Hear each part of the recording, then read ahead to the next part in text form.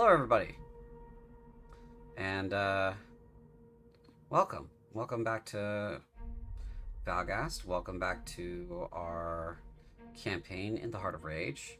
And we're going to get started here in a moment here. Let me go ahead and introduce my players. We're going to do top to bottom in the Discord here. I'm Azuloth. I'm the Game Master. And let's move on from there. Not a whole lot. We're just going to dive right in as soon as we can. Introductions, schedule, dive in. So, I'm Azuloth. Alethana, go ahead and introduce yourself and who you're playing. I'm Alfana. I'm playing Phyrexia, the ice bard who seems to get herself into more trouble than she perhaps should. Okay. Next, we have Ben. Hi, I'm Lee. I play Ben, a druid who really thought that he would be a lot more chill than he is. Mm-hmm. Yeah, he's lost his chill. Next up, we have Darrow. Yes, I am playing Mordecai, the ranger who likes to throw pointy things. Mm-hmm. And that is, yeah. Yeah. Next, we have Volpine Matron. I'm Roleplaying Matron. I'm playing Greg, the Scaldy rogue, who, so far she doesn't do much, Well, hopefully we'll fix that. but we're getting there. She hasn't been around long. And last but not least, we have Zed. I am Zedekiah. I am playing Edelweiss, a human fighter, and she also seems to get into more trouble than she needs to. Yep. As far as our schedule is concerned, we have our next game on the 24th. We don't have any Blaze of Cruelty games this month.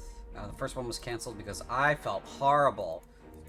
And then we have them again in May, but the next one would be on the 20th, and I won't be in the state for that one. I will be on vacation, a much needed vacation. So, as a general reminder, we do have a third campaign that is brewing, is currently being brewed. It is not complete yet, but it's still being worked on. So it is still in the pipeline. Don't worry, it's coming. It's just a matter of, it's a lot. It's a lot to prep. It's a lot to make. So it'll be here when it's ready.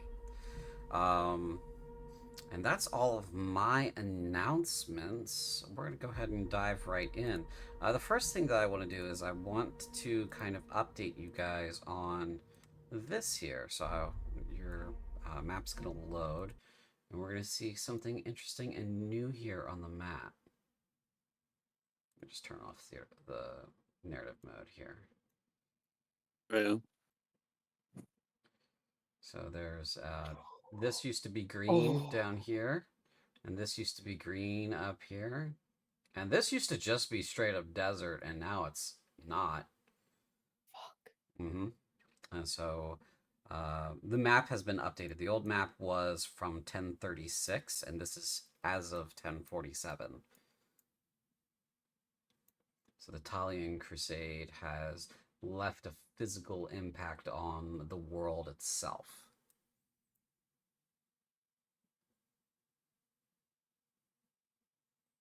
Okay.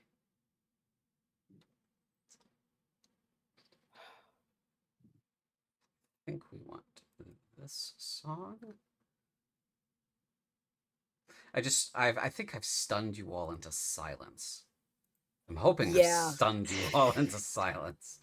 I am curious if, Hmm. while we were on sort of the southern mountain ranges, would we have seen this kind of ecological devastation to the south? Not quite yet. These are all areas that the Talian Crusade has held for a while.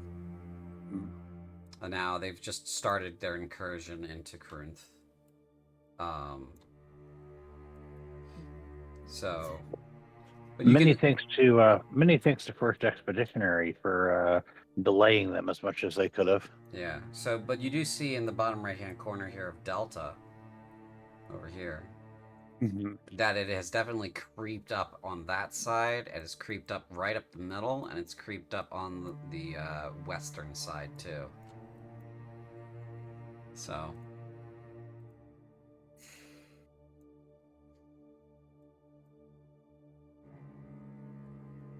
It's creeping up on the western side. That makes us worry about Hellcorth. oh, Hellcorth is in the center. Okay. Hellcorth is. Is there? Well, here, this should help. So I haven't added any of the blight to this map yet, but Hellcorth is right in the middle there.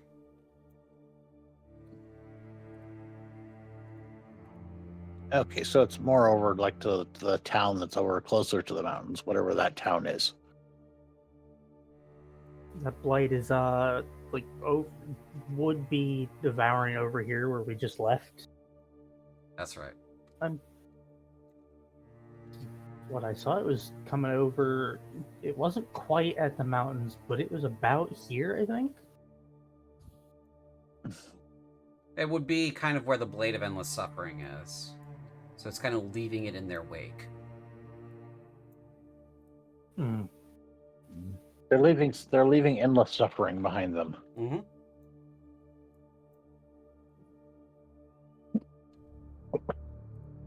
As one does. Alrighty, so let's go ahead and get back to what we were doing. We were at this Highlands camp, so let me go ahead and check that. Make sure there's nothing else I need to fix with it. And yeah, I do need to fix the lighting. We're going to be moving into night. So,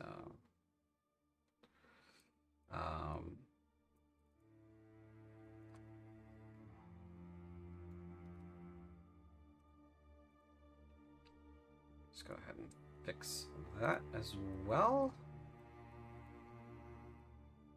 And Zed, are you alive out there? Your ping looks horrible. Surprisingly, yes. Despite the 824 ping, I've seen worse.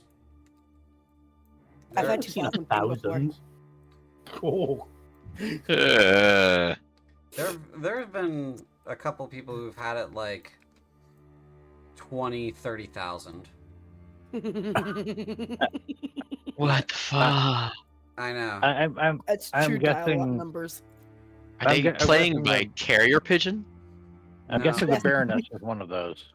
Yeah, Cynthia used to have like a really bad ping, but I think a lot of that was caused by the intermediary tunnel I used to use, and now we don't really use that anymore because they've turned capitalist asshole, and so you know, I have my own little thing here that is pretty much government grade when it comes. Not the bad kind of government grade. I'm talking like the DoD government grade for cyber warfare defense here. So don't worry about it. Don't worry about it. I'm not good at programming, but there are some tools I know how to use. So, but anyway, this is our scene. So as promised, we will have our evening before the dawn. And your punishment, Edelweiss and Praxia, is coming at dawn. So I'm going to go ahead and move the hour of the day up. It is summer after all. Okay. Oh, there goes the ping. The stream can't see your ping, so just to put it in context for them, it is currently 1700. That's a second. That's 1.7 seconds. Yes. It's not the worst, but it's pretty bad for modern computing.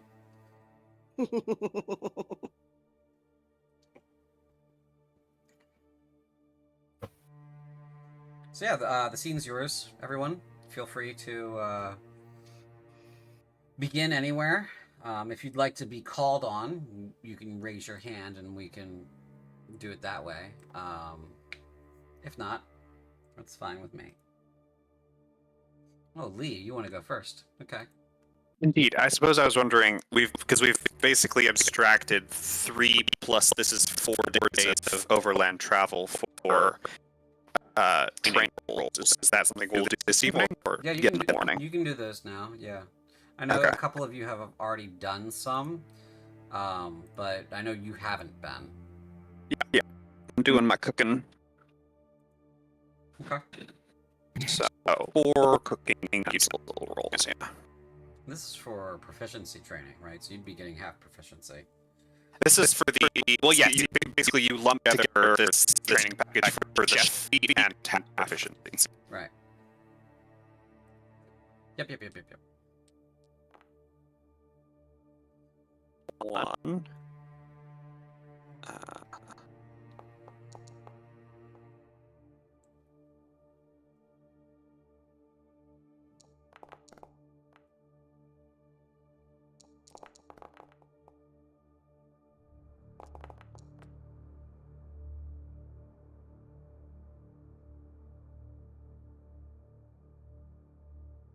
That's 2 for you, Ben, and that's all Yep. 4 of yours, Praxia. Now, since I've been like doing the whole using my ability playing loot at camp to help with resting, etc. Do I also roll those as well? Hold on. Let me finish what I'm doing here real quick. So this earns you the feat, right? The chef feat, as we discussed, correct? Yep. And then let me just drop that in there for you. There you go. And you get half proficiency with cook's utensils. Indeed. So, let me edit your tools proficiencies.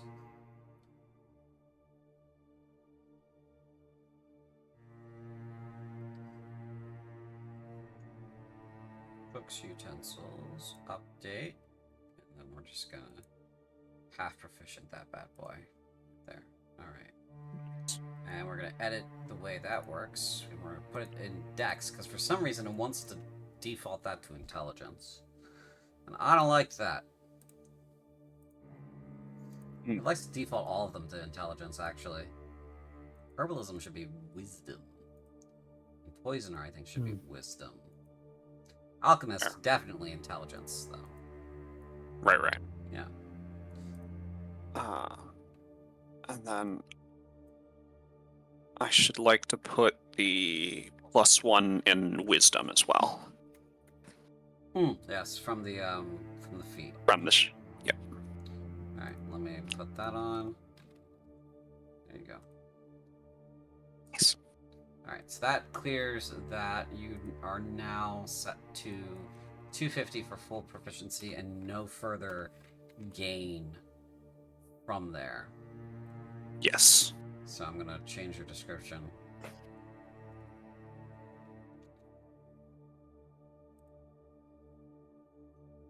Okay. So then 1 more roll for the 4th day. Yep. You have a semblance of knowing what you're doing. Why did this subtract? It shouldn't have. Let's see. So it's 165. Oh no, 125. Yeah, no, 140 was accurate. My bad. Sorry. Because 125 was what it was at. Okay.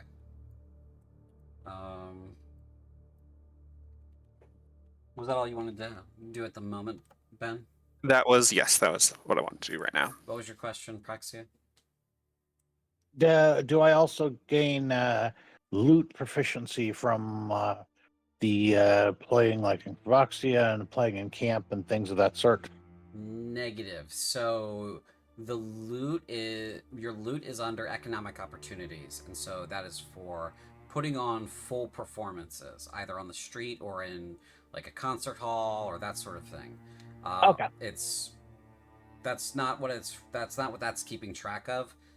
For you to increase your level there from like novice to adept or something, can't remember what I've got what the array is set for at the moment, but that's not important. For you to increase that, you have to perform in front of people enough to pass the DC enough, and also you have to be recognized by other people who are musicians, and they have to acknowledge your skill. Okay. For you to have that up. So you're not really going to run into that here as a, in this campaign, but it could be a post-campaign thing if you survive, right? Yep, exactly. Surviving is always in doubt. Yeah. You will notice that I have also updated your faction reputation. Yep, I noticed. Okay. So that takes care of Praxia and Ben's downtime activity.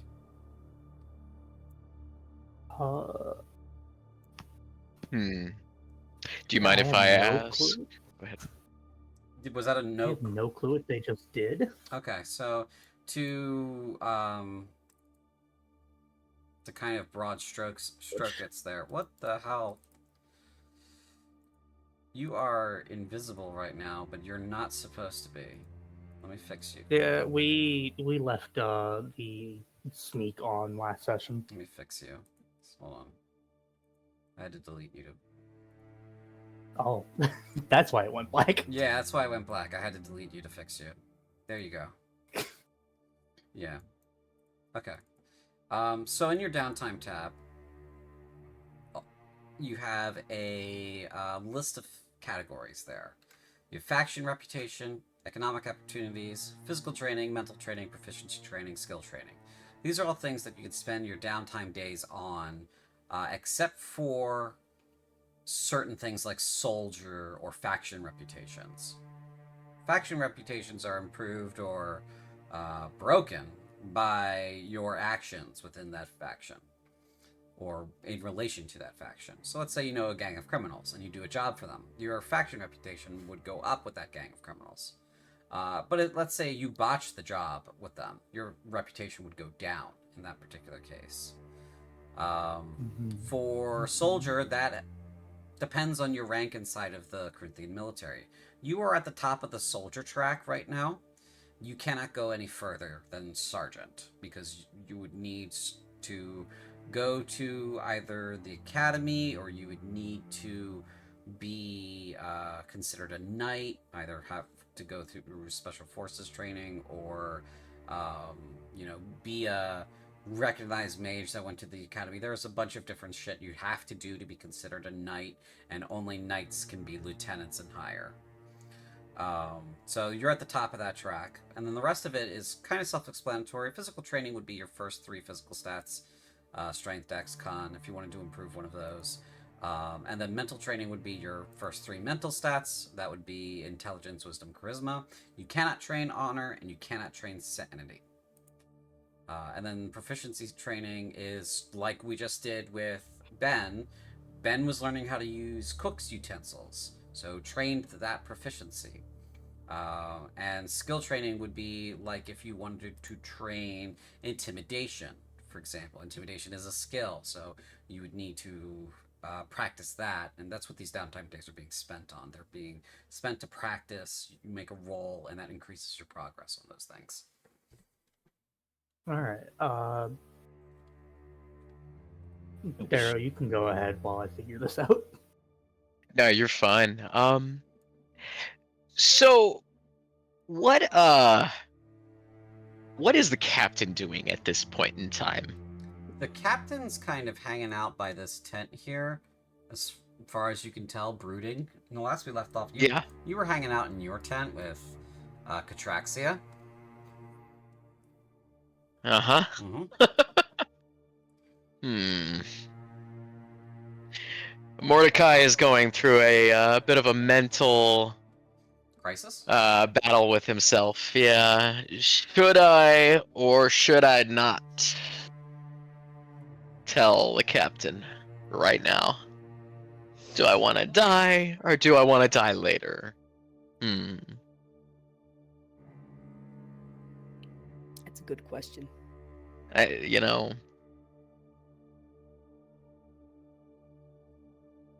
So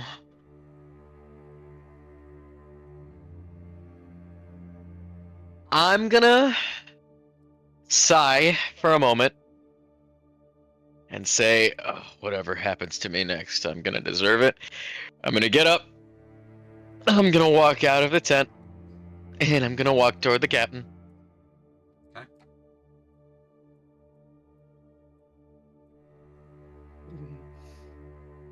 Oh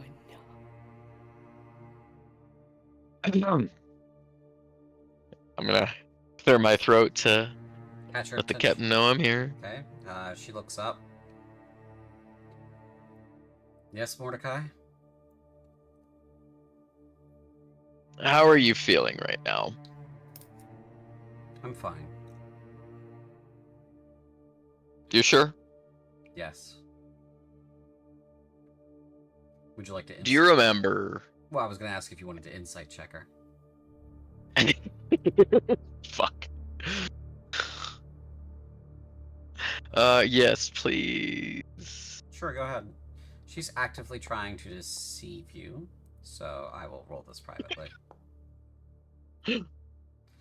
Yeah, as far as you know, she is a stone wall right now. Uh-huh. Do you remember when you told me that I need to have a better explanation for my abilities for later? Yes. That was good advice. As you're saying that, Catraxia whispers in your ear, she's quite upset. She's a little bit rattled, don't you think?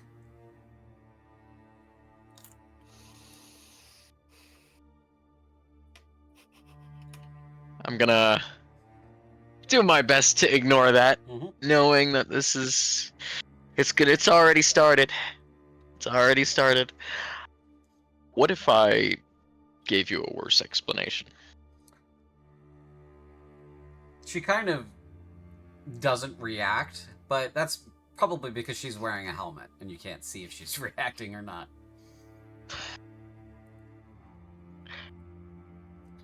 Go on. So, what I'm about to tell you might make you a bit emotional. I would request that you don't get emotional from what I'm about to tell you.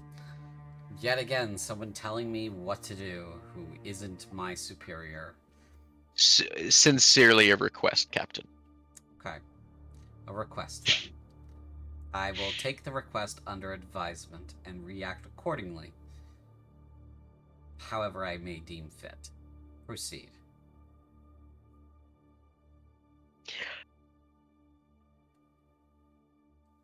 Before I was in the army, I don't know how much you know about me. I lived in the woods for You were a bit of a hermit.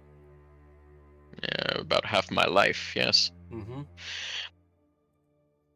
In the woods, I came across a temple, and it was abandoned, very old by the look of it. That's where I found Crow, so as it happens. Speaking of Crow, But where is he? She looks around for Crow. Where is Crow? Crow's not currently on the map. I just noticed he wasn't on the map. He hops out of this bush right here and goes skittering off and jumps into another bush. Jumps over here. Smart. Jumps into another bush. Okay. Continue, sir. Sorry. Just was curious, and then he appeared out of that bush like he was being called. Strange. He's very intelligent for something that's, well, doesn't stand on two legs. Mm-hmm. Hold on just a second. Ben, you have your hand raised. Yes, I was just going to say, I'm going to actually, if I see this happening, try and lure Crow over with a good berry to make sure he's next to me. Okay. Protect him. Crow doesn't stand on two legs. Stay here where it's safe. Mm-hmm. Don't look, boy. Don't look. Well, Crow isn't the only thing I found in that temple. Oh. I also found a book. It's It was a very strange book. It was bound in human leather, and it spoke to me. Hmm. Let's stop right there for a second, because that can be either very literal or a metaphor. So far, everything that you've said, not super strange. You sometimes do find books in ruins and old temples. Um, Sometimes they are bound in human leather. Again, that's about scarcity more than anything. Um, you know, and if someone's died in a convenient fashion. So, yeah. And speaking to you, I'm hoping it was just like a book of poetry or an erotic novella or something about your skills as a scout, something like that. I'm really hoping that this isn't going where I think this is going. Um, so please tell me how it spoke to you. It had a voice that I'm not sure I entirely understood at first. Mm-hmm. It spoke in my mind. It told me about things that have happened, but before they did happen. So it was For the prophetic. Yes, for the longest time, and I'm still not convinced otherwise, and at least not entirely, I assumed that by reading it, I was making things happen. Mm-hmm. It predicted the war. Mm. It told me that would happen. And so I still can't shake the feeling that I'm the cause of all of this. And yet I can't stop reading it. It's given me various insights into our outing, and such as our destination. It's told me about attacks that have come before they happened, so I was able to try and prepare and have my team aware of them. I can understand demonic, I believe, because of the book. I see. Did it have...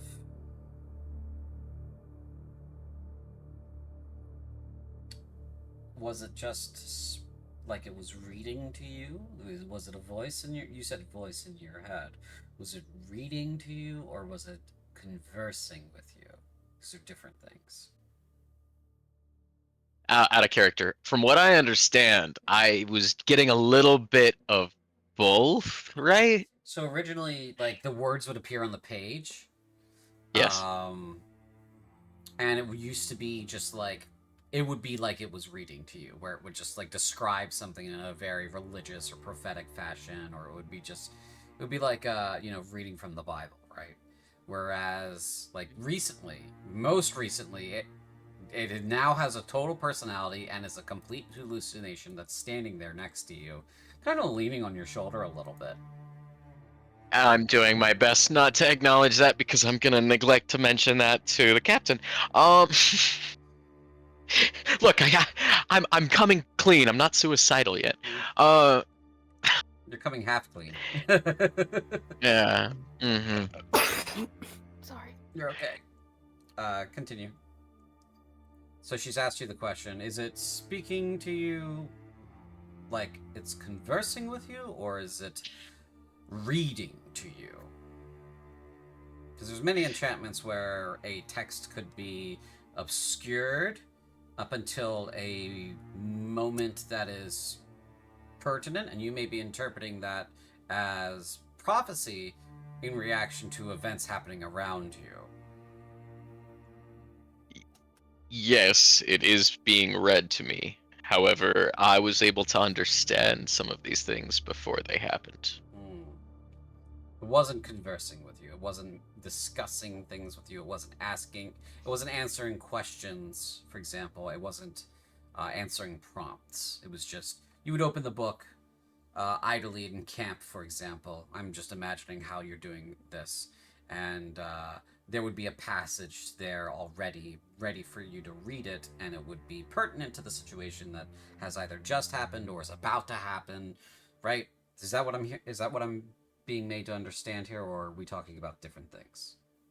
If it did that second thing, what would that be indicative of? Yes. Conversing with you, I would be indicative that the book is likely possessed, or to better place it, because it's not actual possession, from my understanding.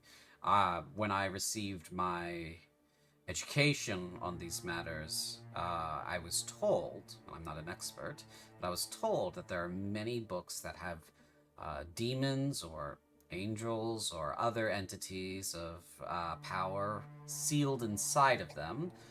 They are harmless, mostly, in that Okay. Good. they can't do anything on their own. However, they can give a lot of knowledge, but they can be very damaging to someone's psyche as they interact with the being. Because these creatures, demons, angels, that sort of thing, they all have knowledge they shouldn't have, especially about the person who is interacting with them. You don't say. Mhm. As she leans on my shoulder. Yeah, they have, for example, if it were me and I had just picked up one of these books, it would probably say stuff about my family. Stuff that it has no right knowing about because it's a book, right? And it's been in the book since whenever it was placed in the book, which was probably before my family existed. However, it would know about my family. It would know things it shouldn't know. It would know things about my dog, for example, or your crow, for example. Now, that can be harmful to a person's psyche because they might have trouble coming to grips with that. Not necessarily harmful outside of that. You have to filter the information it gives you, though, because it is definitely biased for whatever ends it's trying to meet. One of those ends is 100% of the time escape. I see. As far as our understanding, there is a scholar. We don't credit him anymore, but there's a scholar who wrote about demons and the spirits known as demons a lot, and he had one of these books. That's where he got his information from. On the one hand, a lot of the information was very correct, but on the other hand, he went insane. So, great gains were made, but there was also a great loss. The trouble with that is the corrupting influence of the entity can be a problem. I suspect, if this is the case, since you've led me in this direction, clearly she's not stupid, right? She says, if this is the case, this is the real reason for your battle fatigue, as opposed to anything that we've witnessed so far in the campaign. Right? I wouldn't call it fatigue more than wariness and disdain and anxiety. Yeah. And fatigue. Yes. That's a better explanation. It's also worse, in a way, but it's a better explanation. You found an artifact. You can explain that you didn't understand what it was that you were holding or interacting with, because you don't have an education, correct? How would you know? It was good that you brought this to me. It's bad that you brought it to me now, as opposed to when you came into your rank, because you're in a position of making decisions for your troopers. Should have told me then. However, this is a mistake. I think you've seen enough of consequences today. So, as a consequence for your mistake, so that you learn, not make it again, should you happen across another artifact that speaks to you, I'm going to have you do watch for your comrades who are facing punishment tomorrow. That's very lenient of you, Captain. Thank you.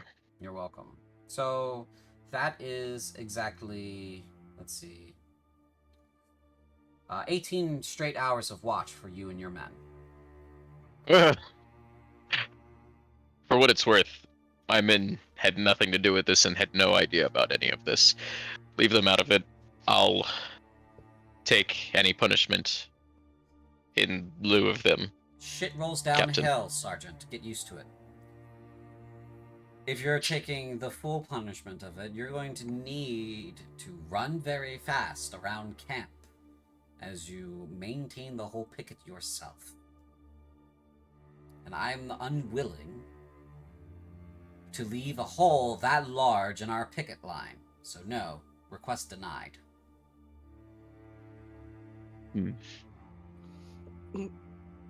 Then I would ask a favor.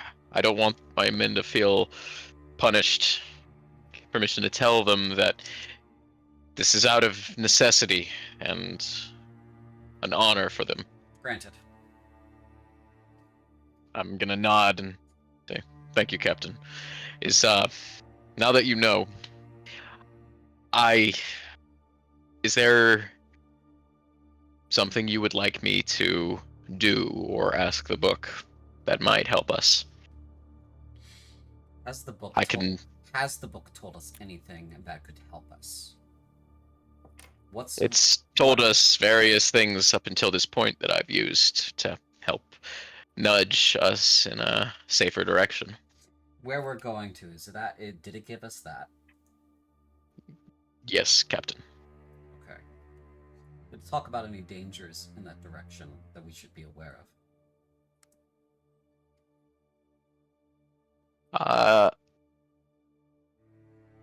Proxia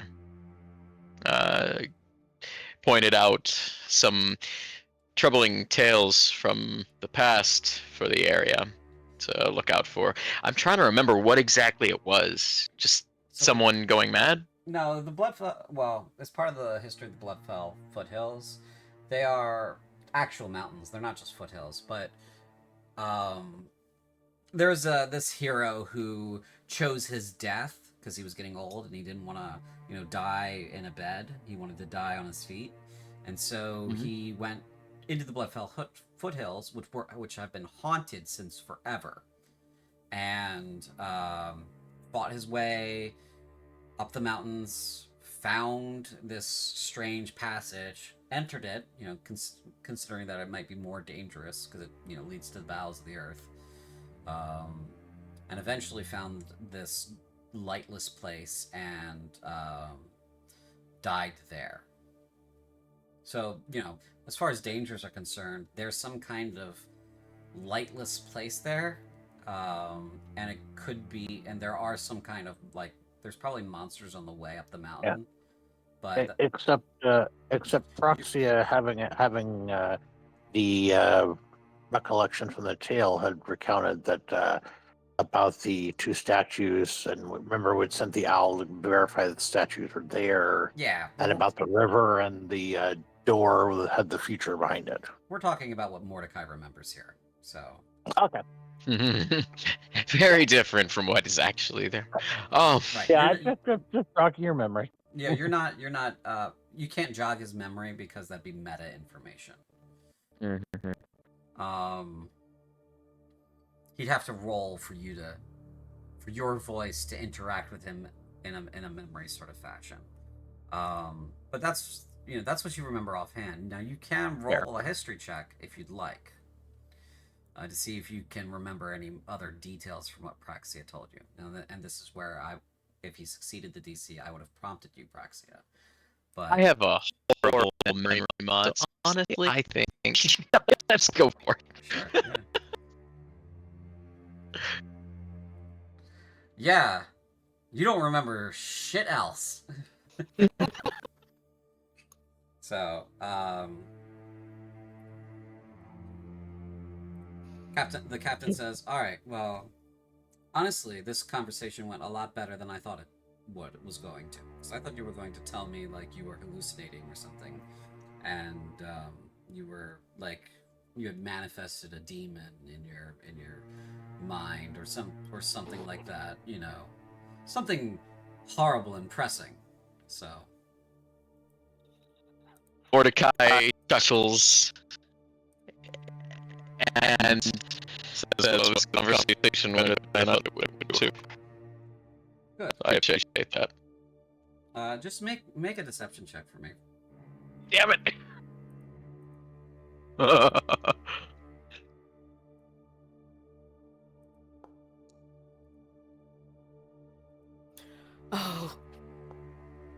Huh. Okay. That's exactly what the chuckling sounds like.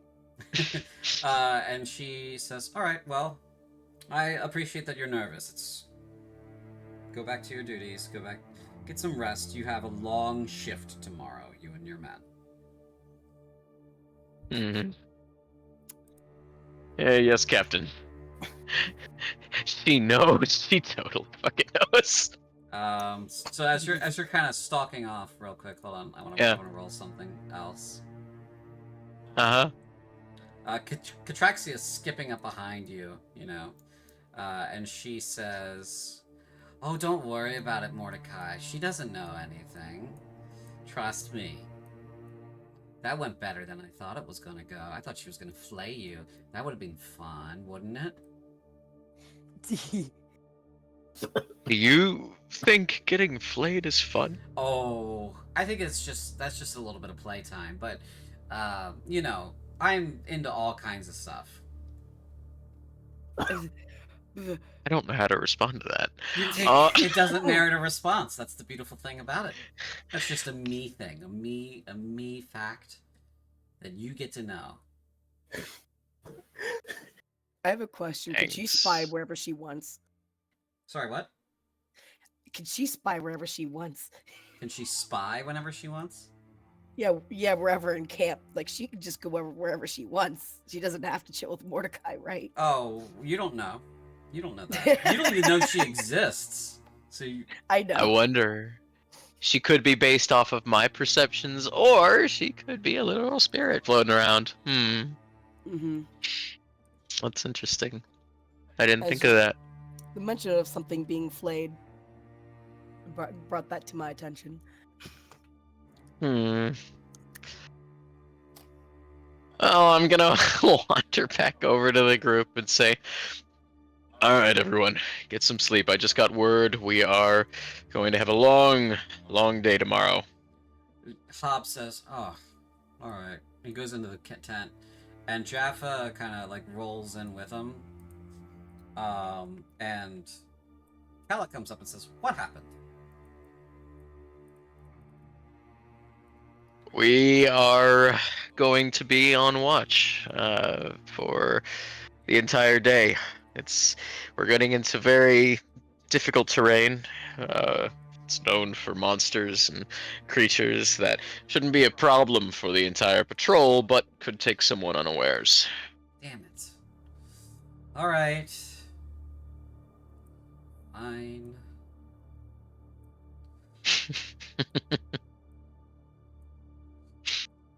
I'm gonna look around and notice that Crow is over with Ben, and I'm gonna wander over. Mm-hmm. Ben will see you approach and sort of meet you halfway, bringing Crow along.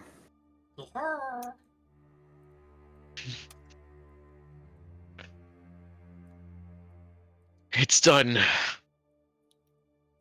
You told her what? I told her about the book. And this thing you're seeing? I told her about the book. Stop bullshitting me. I have no idea what you're talking about. Just before you went and talked to her, we had a whole fucking conversation and you kept looking behind me. Yeah, you don't see the fireflies out and about?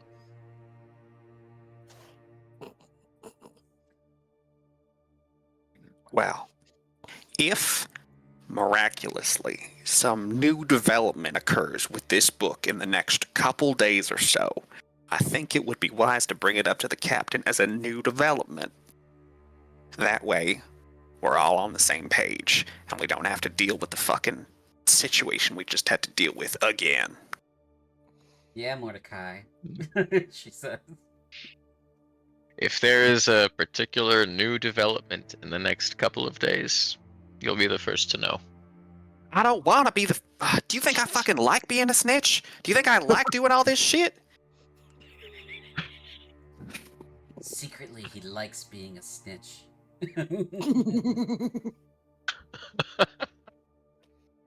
I'm just trying to keep everybody on the same goddamn page so that we all can fucking make it through this. You know what? I think you do like being a snitch. I think you enjoy this drama. You think it's fun. Ben will sort of like half extending the dinner and like stop and be like, do you genuinely, honestly believe that about me? Do you look to Catraxia for guidance on this? I'm making a very conscious effort not to. Okay.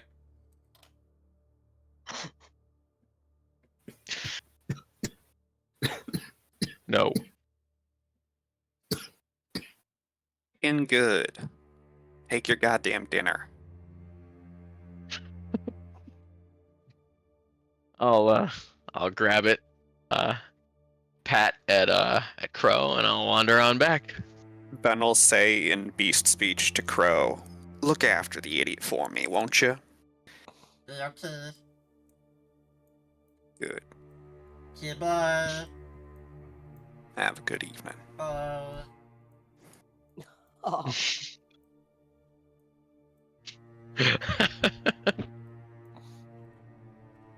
And you two, he'll say to the teenagers, if you're done snooping on the captain's dealings, you should head to bed too. The Shogun looks bashful and sort of does his best to look like he's been doing nothing at all, like he's trying to be nonchalant. oh. No idea what you're talking about, Sergeant. Cyphershai kind of sits on the ground sheepishly, says, I was surprised that she didn't kill them. Heard a lot about brutal Kruntian justice. Seen some of it. I've seen some of it too. Fortunately, or unfortunately, we don't really have the resources for it right now. What's this exposure punishment that they'll have to endure? Out of character, would I know specifically what it entails? Yeah, you would. Yeah. It's like part of the legal framework. I know you've never spent sufficient time in Innersford, but you've definitely seen people being executed in that fashion on your way into town in a sunny spot where there's plenty of rocks. Right. Well, let's put it this way. When someone in a city is very bad, the worst punishment those slickers can think to inflict is by chaining them up on a rock somewhere in the middle of nowhere. And that middle of nowhere is about a halfway walk to where I used to live. Chained to a rock? That's not so bad, I guess. Depending on the weather. I imagine it'd be much worse in the desert. Yeah. You'd probably last a few, not a lot. A few hours. In any case, it ain't winter and it ain't summer. It is. Possibly the, It is summer. nice... Oh, it is presently summer. It's Okay. presently summer, yeah. Summer started at the very beginning of Alsaurus. Okay, so it's early. Okay. It's early summer. It's still hitting like 95, but it's early summer. It ain't winter, and it ain't the dead of summer. There could be worse times for them to receive this punishment. Yeah. You'd be aware that like the worst time would be the dry season between Kratos and Araxos, and winter, of course, and the rainy season as well, because sometimes those rocks are in alluvial channels that only show up during the rainy season. So Right. instead of being burned by the sun, they drown.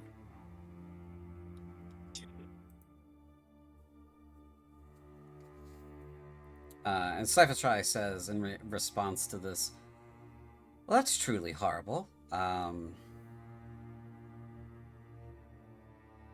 There's no, I guess the quick way isn't like on the list at all, is it? Well, Marion, if you're an elf, they kind of just tell you to leave, and if they come back, they shoot. If you come back, they shoot you.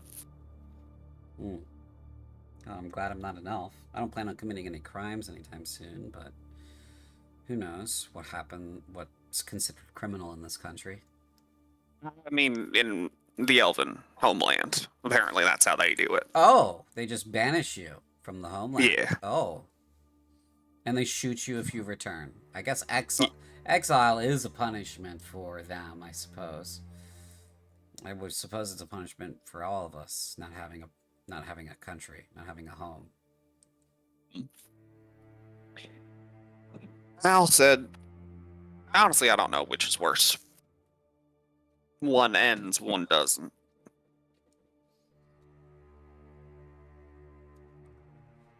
Alright, how's dinner tonight? I tried using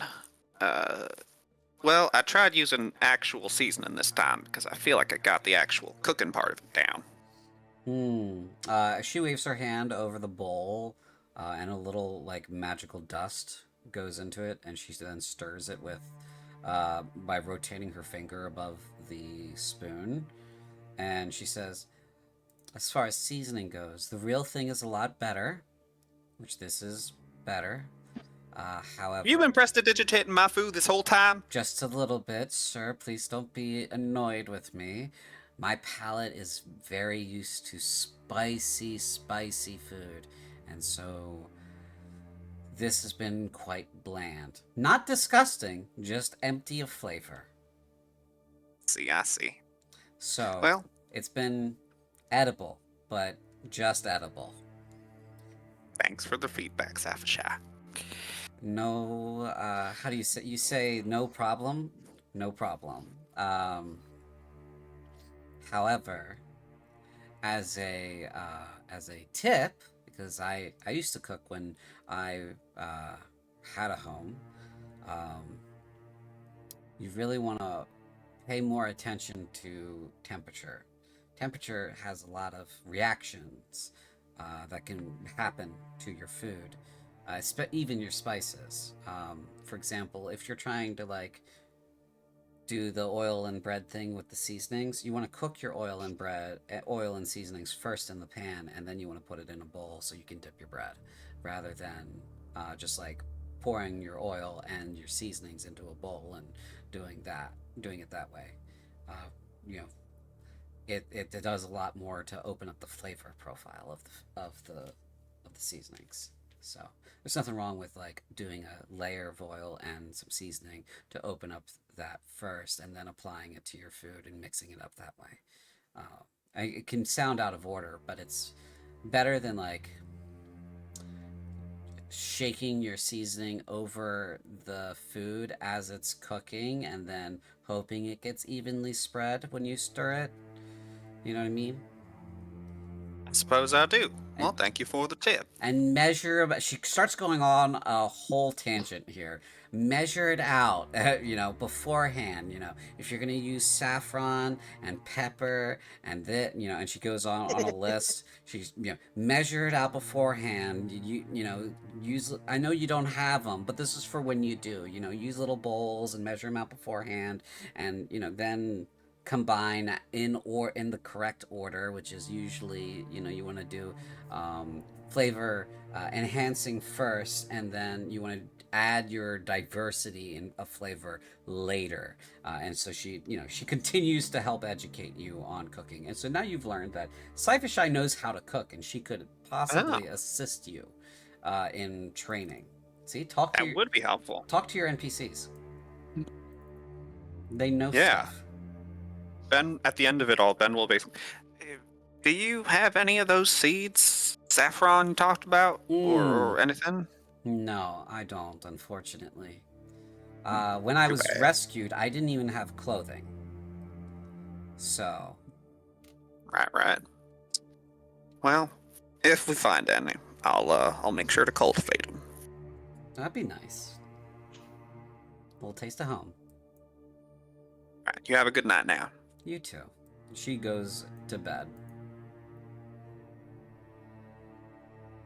Ben will also start calling the squad back and having them all get to bed. Okay.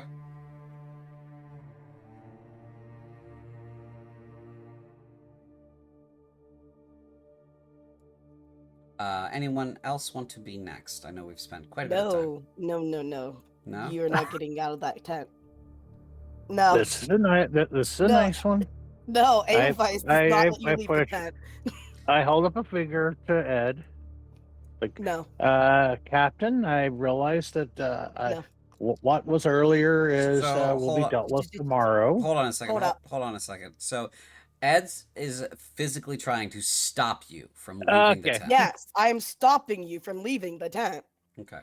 Yeah. So if you want to proceed out of the tent anyway, you're gonna have to make opposed rolls. I'm gonna have to discuss it with Ed first. Yes. So I'm just going to offer to once again to send the message to Helcorth. What was earlier dealt with on the morrow. If getting a message to Helcorth is important, then we can take care of that and deal with tomorrow on the morrow. Just trying to do what's right in the situation and at least offer. So that way the folks in Helcorth have some idea what's headed their direction.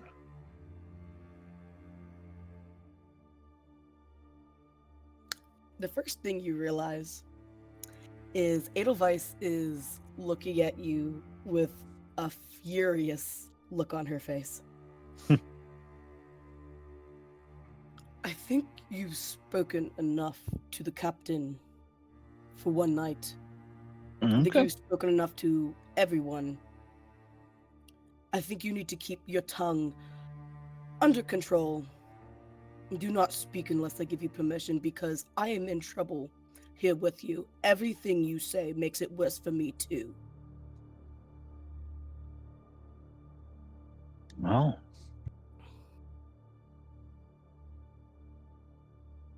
we can worry about any messages to Helcorth later. I want to know what all you said to Luther. I guess we can discuss it with the captain if we survive tomorrow. I don't think you realize how much worse this is going to be for me than it is for you. What point might your kind of perk up a bit? Like, okay, I'm not sure. I look puzzled. She brings forward her wrists, and you see where at one point you can tell that manacles had cut deep into her arms. Like, the tissue is wrinkled and burnt, and as if people had tried to stop her bleeding by cauterizing it. I reach out I was kept down there for days, chained to a bed.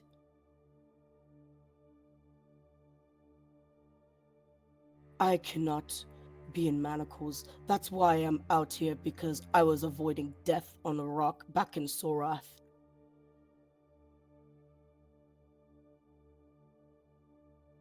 The more of this you say, the more shocked I look. Shock kind of mixed with anger to a certain extent, as I take a paw and kind of trace some of the scars on one of the wrists. It's like, who did this to you? His name was Byron. I'm sure you saw elsewhere, where he carved his initials into my hip and just bit and cut me all over. His other men cut me a little, but he did the most damage. I hope they are 6 feet under. They're out here with me, somewhere out there, still alive. So I'm not even safe on this battlefield. I have to think he's out there somewhere. If we make it through this alive, then I think we have some people to hunt down and get you some justice. My justice was trying to kill him. That's why I'm out here, because I killed all his men, but he still survived. Well, you know what they say. If at first you fail, try again.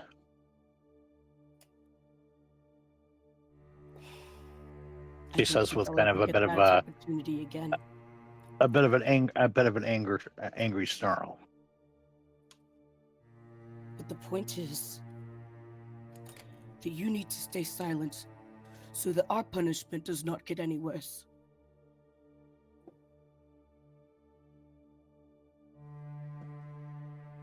She nods.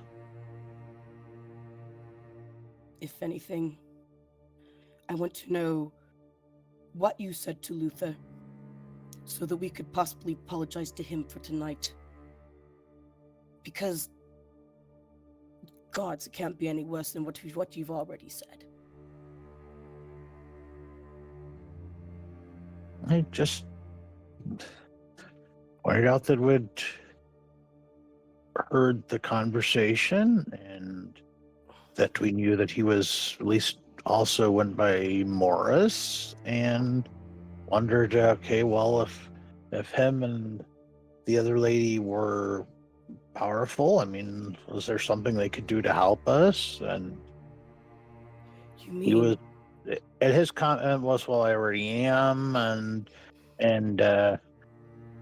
don't tell us to anyone, and point out that we'd already given our intelligence report to the captain the day after the incident happened, and that was what was ultimately the last straw that made him go poof.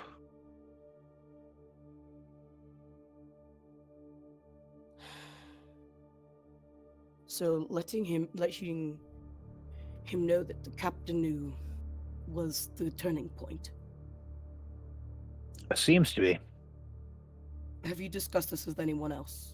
Because I did hear yelling before, and I regretfully ignored it.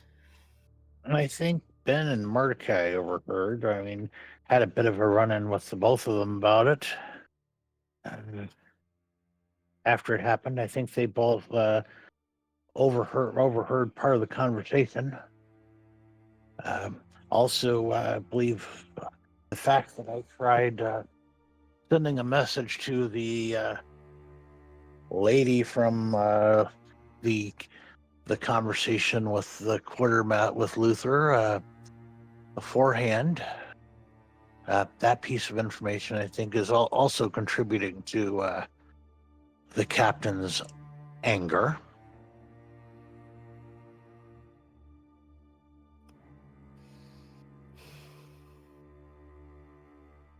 Well, of course, the captain's angry because we ignored her orders.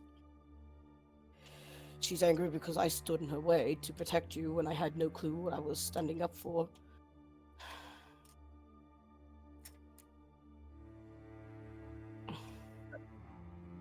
And I greatly appreciate you for it, but I hate the fact that you put yourself in such danger for my sake. I don't rightfully know that I deserve it. But I did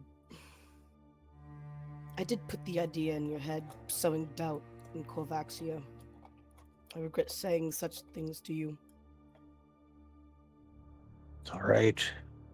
If it's fated that we get through this, we get through this. And I sit down and start trying to play something soothing on the friendly lute at the same time. And who knows? Who knows what tomorrow will bring? For all we know, we might be set upon by a large chunk of the friendly demon army, and we may be dead before we even get to being punished.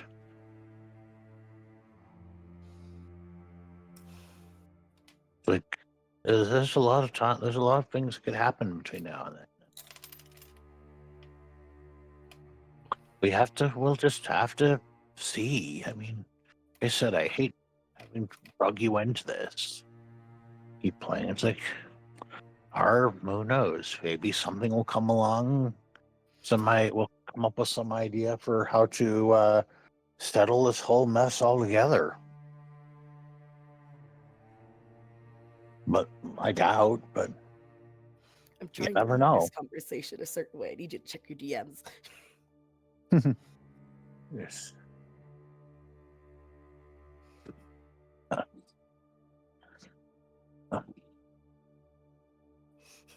I mean, the captain, somebody mentioned to the captain that this had happened, explained the situation. I mean, after all, Carvoxia came hunting for me, not the other way around. I don't think she overheard the conversation herself. Otherwise, she wouldn't have asked about what was said. Okay, DM. So somebody told her. I think she was chatting with Ben before that, but I know he was extremely upset by the fact that this happened. This would have been shortly after he got irate with me about the situation, about what I had done.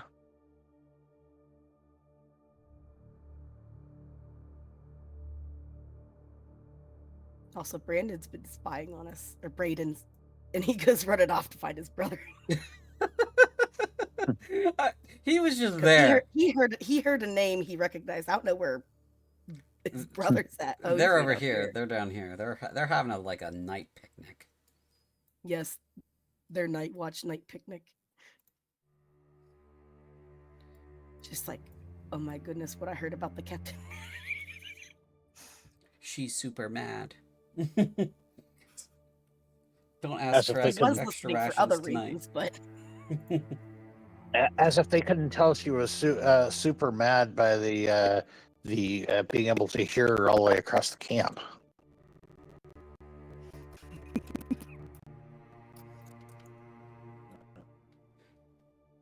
well, My biggest concern about all this is more the day delay that we're going to be imposing on everyone in terms of them us hopefully getting and finding up on the mountain and hopefully finding a way down the other side. I know time is of the essence, and so that's until you shared with me your story. That was my greatest concern. Now, of course, you joined that as among my two greatest concerns about all of this.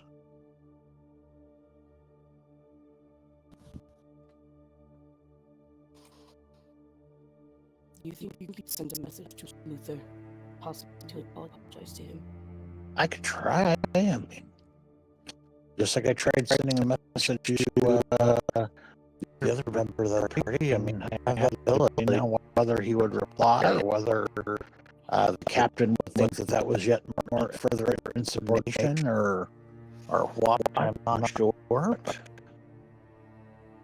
and that would be a toss-up about how Kravoxia would take that. Because that was more her concern, was more that people weren't letting her, that he wasn't letting her do her job and letting her make decisions about things. Well, I didn't get to talk to Luther, so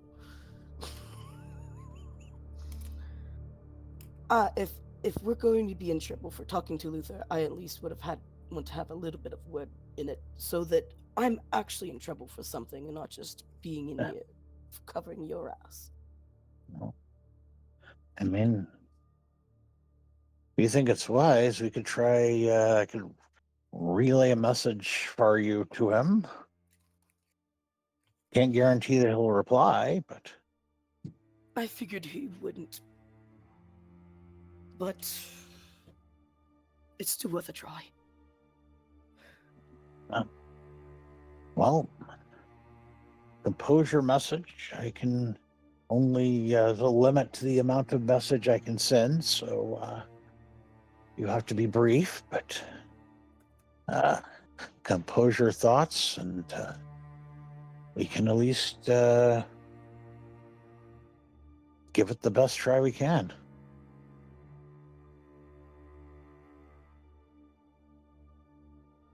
In the back of our mind, Proxy is thinking at the moment, okay, in for a penny, in for a pound. Wait.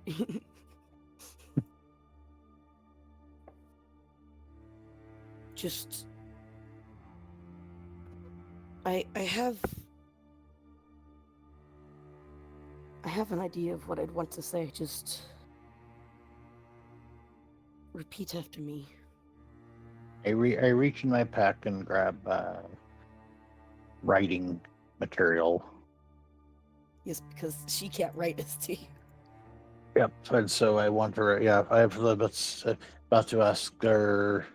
Can you write, or do you need me to write a draft for you? I don't believe we have any common languages, no. I can't write Kruik. My mother No knew how shame. to type me Elvish, and while I still knew my sister's mother, she taught me Ansai, but I never did learn Kruik. Well, that is fine. And so I grab the pencil and paper and write down the message that you want relayed.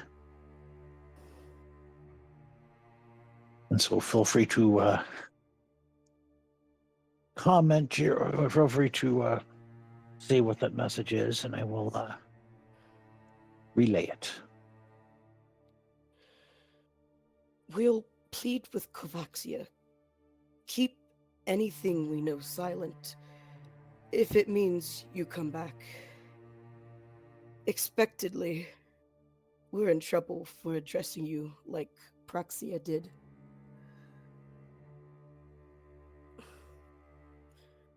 And I don't know if it makes sense, but I feel it will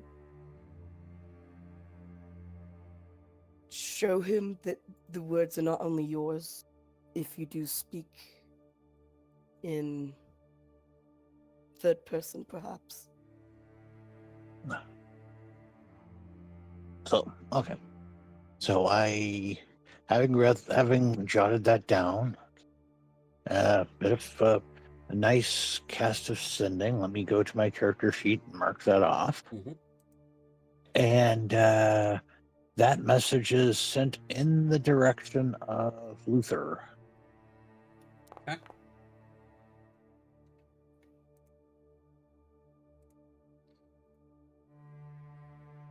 It is sent.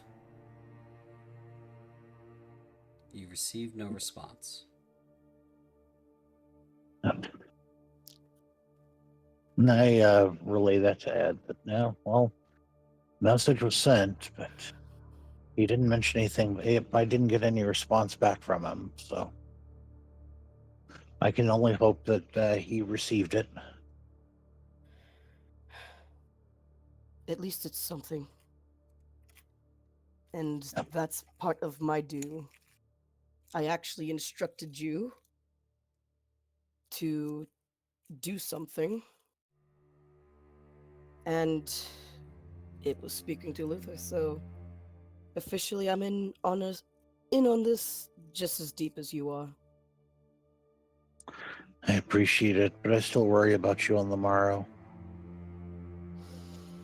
I'm strong. I've lived through worse before, and if no one's actually cutting into me on that rock, I believe I'll be fine. We make it through this, and we'll find a way to be cutting into that bastard who hurt you this way. I swear it to you. Perhaps I just prefer that anything's my choice from here on out. Well, it sounds like you had a lot of your choices taken away from you when you were younger, so I will definitely stand behind you in that regard. That one thing that seems to be very important. I know all too well what it's like for our choices to be taken away from us. Up until recently, our entire species' life was ran by a demon of sorts, and we were just wild, crazed killing machines in the wild, waylaying humans along the way. It wasn't until a brave band of adventurers ended up encountering and killing the demon that we became the civilized people that we are today. So I know all about not having your own agency and your own freedom to do as you wish. And so you definitely have an advocate in me.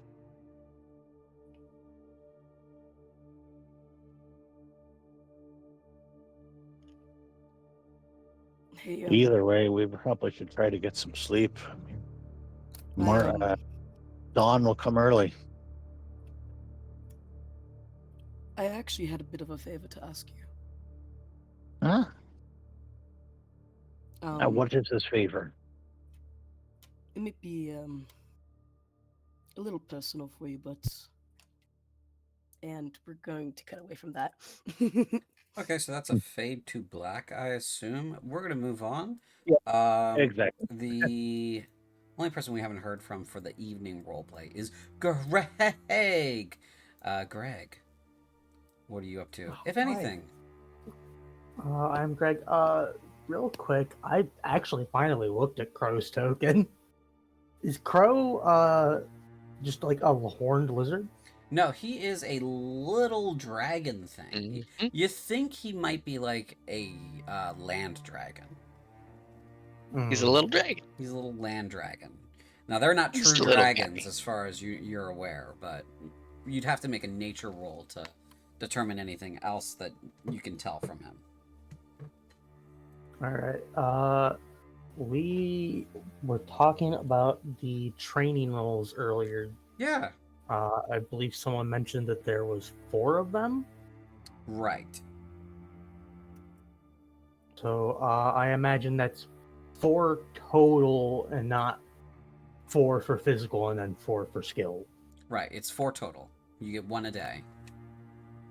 All right. So if I want to do that for my wisdom, what do I input? So you would roll a wisdom check, and I will take care of the accounting part of it. All right. Just trying to remember where my checks are. I don't think they're in my page. I think they're in a drop down. Okay. So your checks are the abbreviations on your ability scores. So at the STR, the DEX, the Con, the Int, the Wiz, on your page with your attributes and stuff, on your details page. Clicking on the abbreviation will prompt you to roll a die. All right. Oh, look at that. Natural 20. So you get a full 20 points towards your wisdom training. You're really having a great, like, philosophical enlightening with yourself right now. You're coming to terms with some skepticism a little bit. You're coming to terms a little bit with some existentialism. We're not gonna go too much into modern philosophy or anything like that, but you know, you've kind of thought deeply this evening. You've engaged in some natural philosophy as well, like regarding some of the plants around you, some of the little night bugs and such, just looking at them and thinking about the way they're designed and the way that various animals are, some of them look alike and others don't, and sort of like mentally categorizing them yourself. You don't have a formal education, but you're kind of getting into that sort of way of thinking tonight, and you've made some really interesting internal strides in that direction. Mm-hmm. And you get 3 more. You get 3 more rolls. All right.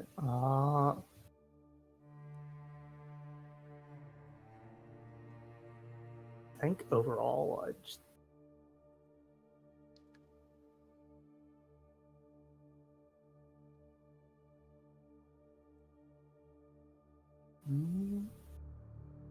Can I just put them all in wisdom?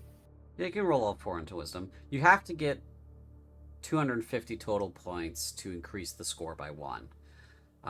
With that natural 20, you got 20 points. So that was a straight 20 points that you added in to the training.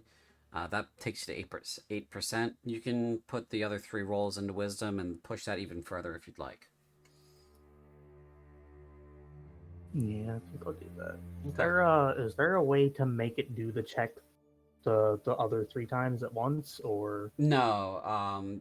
On your downtime tab, you can click on the icon next to wisdom training, and that'll roll it for you and do the accounting for you. But there's no way to do the check 3 times at once automatically and have it do the accounting for me. But your modifier is +0, so you could just roll 3d20, and that whatever that result is would be what you've earned. Nah, I'm already on the page. I'll just do it this way. Okay. 4?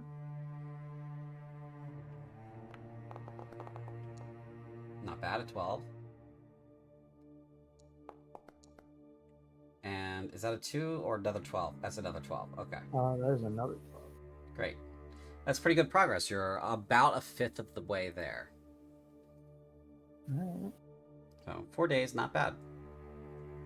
Really been doing some of those mental exercises, deep breathing and meditation, examining the stuff of the world and thinking about it, being more actively observant. Okay. Any evening role play you want to engage in? Didn't Greg also theoretically get a 5th roll from the night the night we were at Carboxia, the castle? Greg arrived during the battle. There was no night spent there. You guys didn't spend sufficient time there. Okay.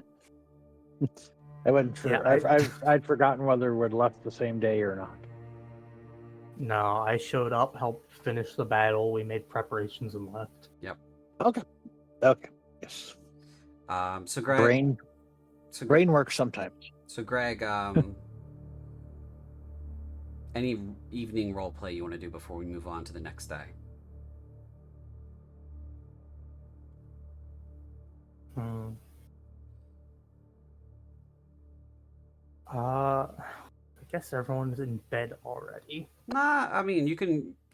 So we're kind of anachronistic right now. Just because we got to you last doesn't mean everybody's in bed already. You could go and say, I want to go talk to Mordecai before he goes to bed, and we would have a scene over there. Or you could say, I want to go talk to Ben, for example. Ben's gone to bed, but you could say, want to go talk to Ben before he goes to bed. Can I do that? And, we would see if that's feasible with the time limit. And in this case, because it's a camp situation, it certainly is. So who do you want to talk to? I think Mordecai, being the scout, Sure. is the most likely person Greg would want to talk to. Okay, let's move you over there. Yeah. And here You can is. move so fast. I zoomed out and then I dragged you much faster than can normally be done. So you stride up to Mordecai before he goes to bed. Crow's kind of sitting here playing in the dirt. He's eating a very large beetle right now. He's not eating it now. He's kind of playing with it, eating a little bit of it, and then playing with it some more.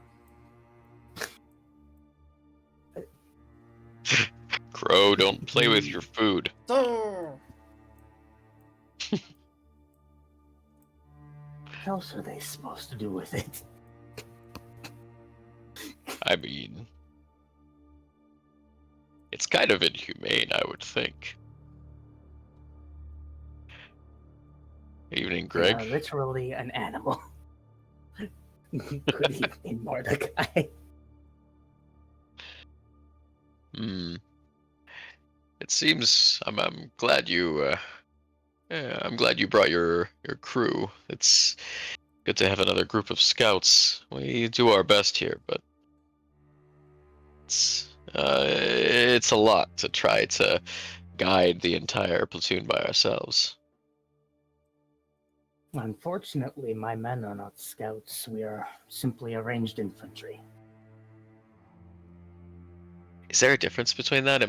Yes, there's. Am I missing something? Oh, there is a difference. I didn't realize that. Range infantry don't have the ambush component, but they do get more attacks in a regular standard battle, and they hit harder at range, but they are squishy in melee. I misunderstood. I didn't realize. That's actually even more useful. We're good shots. Kella over here. I'm gonna point to the lady. Managed to shoot down 2 Grumgors with 1 arrow. That's why we call her Kella Two Birds. She rolls her eyes and says, "Please don't call me that." It's an honor. Why don't you let her be called that? Yeah, birds. Why don't you like being called that? Garrett says. She says, "I don't like being called birds. It encourages them to call me birds, sir."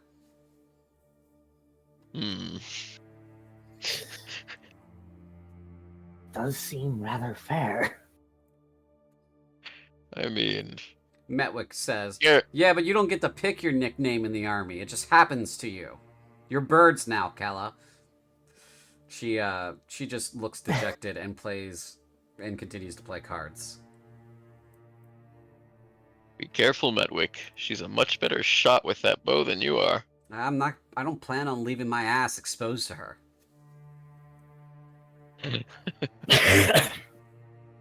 As he literally gets up to take a leak and turns his ass to face her while he's taking a leak in the bushes. Perfect opportunity. She says, "I'm considering it."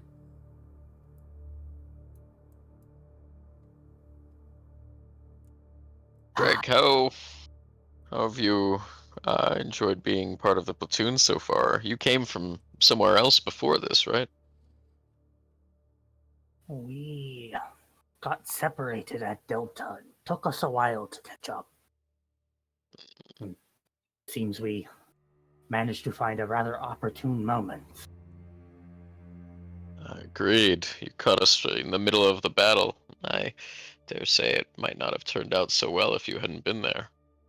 You'll it'll be good to have another group of archers in the mix, especially since yours are so much more skilled at it than ours are. You can only fit so many swordsmen in the breach, but you can shoot as many arrows as you like. This is true. I imagine yours are. I imagine the difference with your scouts is that they are at least somewhat trained in close combat. Well, I think the idea is more that they know how to be sneaky and how to spot things in the wilderness. Hey, Jaffa, what do you think? Are you sneaky? Oh yeah, sir, I'm sneaky. He pats his stomach. Says, they never hear me coming. He's not being sarcastic either. Larger people can be quite sneaky. I myself am a rogue. Catraxia at this point says, he's called... She? He? Scaldy are interesting. A she. Okay. She's called herself a rogue. Criminal. Interesting. Sneaky type. Perhaps has a penchant for taking from others what doesn't belong to them. You know you wouldn't follow the law if it even applied to you in the first place. Of course, you say that out loud to her, right? Yeah. Yes. She shrugs and says, "The law doesn't apply to me here. It's not. I don't fall under this jurisdiction." And she pats her head and says, "Keep your hands on the book, please."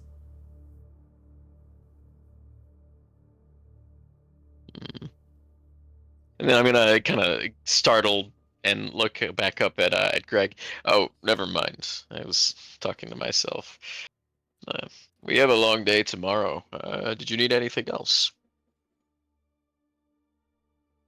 I was wondering if you would be able to teach me to read on our journey.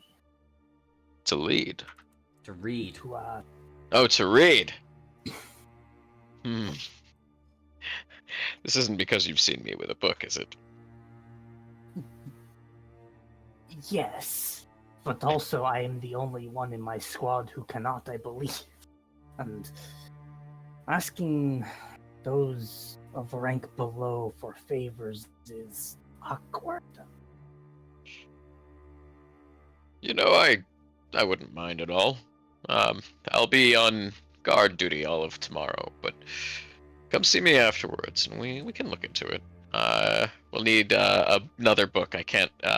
This book is in a foreign language. You wouldn't be able to understand it even if I tried to teach you. Catraxia says, "How bigoted." Kruik is a foreign language to Greg. That's gonna be my point. You both can speak Scaldy too. You're an idiot, she says.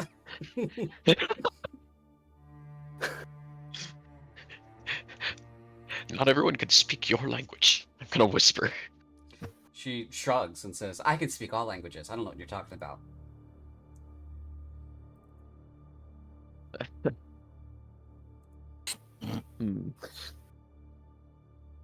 Perhaps we can find a book, and I can teach you a few letters. It would be most appreciated. Thank you. Of course. Well, it was nice speaking with you, Greg. I sincerely wish you a good night, and keep an eye out. This darkness seems to always be watching, and I look directly at someone in front of me. Catraxia kind of feigns cleaning her nails and then turns and faces you. She doesn't turn her body, she turns her head. She smiles. She's got little pointed teeth, about 3 pointed canine teeth on the upper row there. And she says, "I'm always watching you, Mordecai. We're always together. I Three wouldn't. pointed canines. Yeah, 3 canines that are pointed in a row on each side of her jaw Oh. in the upper section. Huh. What a unique bite pattern. Dennis Tater. Yeah. Dennis, take this one trick. It's called having your mouth full of actual teeth. um, she says, well, you and I are going to spend a lot of time tomorrow. Together, whether you like it or not. Forever, whether you like it or not, I think. Mordecai groans.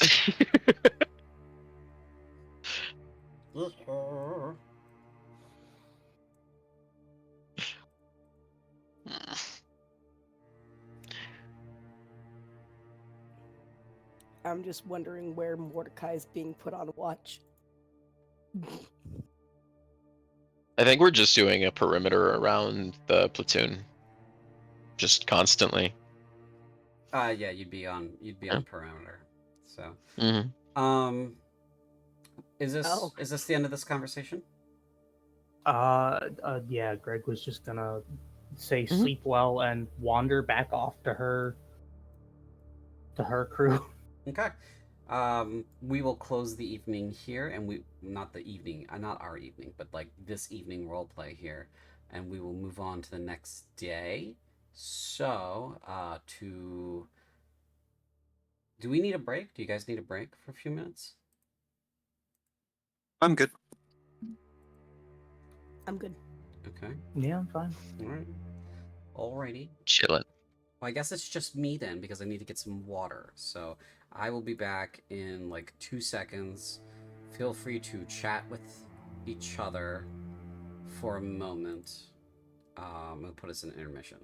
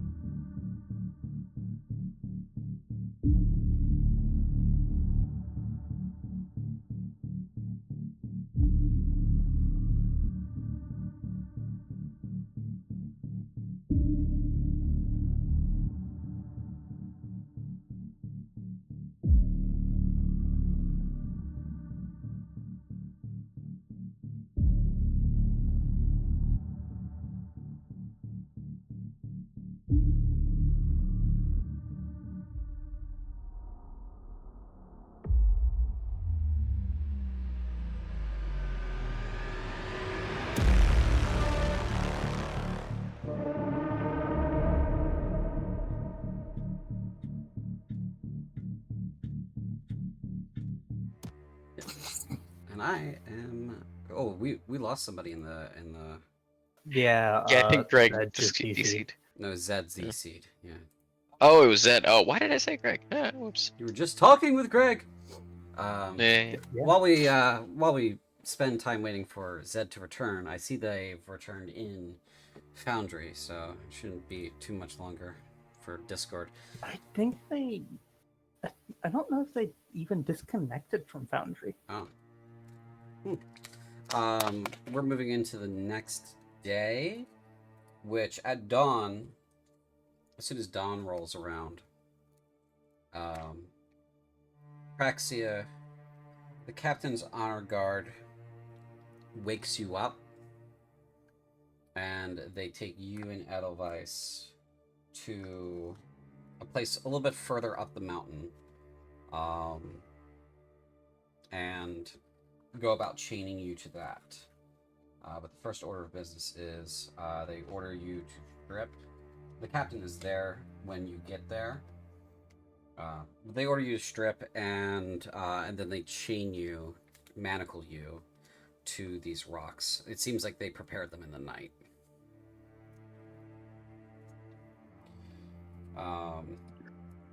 Do you have anything you want to say to the captain or the honor guard while this is happening?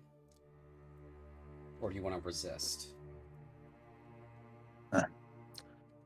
Well, given the conversation from the night before, it's like, okay, that's like, Proxia isn't in a commenting kind of mood at the moment. It's like, okay, let's get this over with so we can get back to taking care of the people that we're supposed to be taking care of. Right. Okay. Is Zed back yet? No. Okay. So we're gonna run through your stuff first, then. We'll cycle back to Zed if we need to, if they return. So this is going to be a series of Constitution saving throws. How this is going to work is we're going to do them one at a time. The DC will start low, and it will graduate for each roll. By the sixth roll, I do not believe you can actually make the sixth roll. But this is going to always be the way that an exposure situation works. It's just like if you're in a sweltering hot or extremely cold sort of area, you're making con saves against the environment. So your first DC is 5, your second DC is 10, your third DC is 15, your fourth DC is 20, your fifth DC is 25, and your sixth DC is 30. And with that in mind, your saving throw is only +2. So you will automatically fail the last 2. If you fail all 6, your character dies, because you will reach exhaustion level 6. If you fail one of them, you go up in exhaustion level. Okay? That's how that works. Yeah. So go ahead and roll the first one.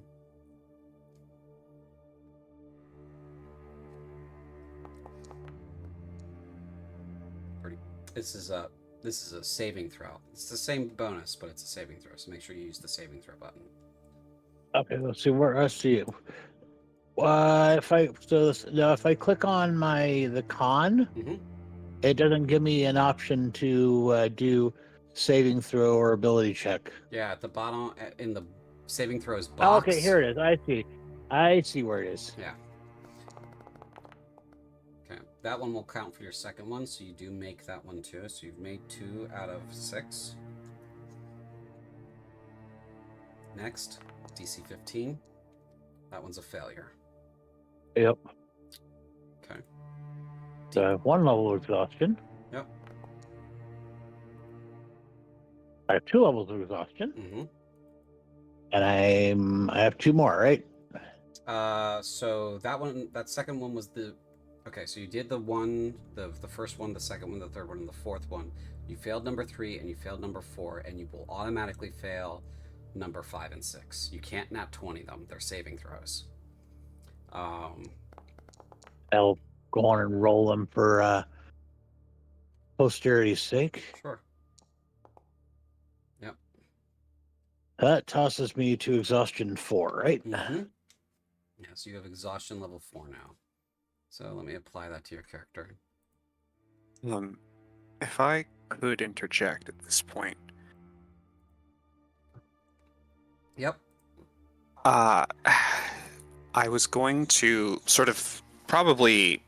This is happening on the hour, more or less. At dawn, the honor guard goes and wakes them both up and takes them further up the mountain.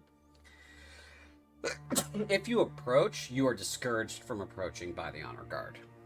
Yeah, Ben is not going to approach. Ben is going to use Wild Companion to summon a familiar. Okay. I want to basically use the familiar's sight to see how close both of them are.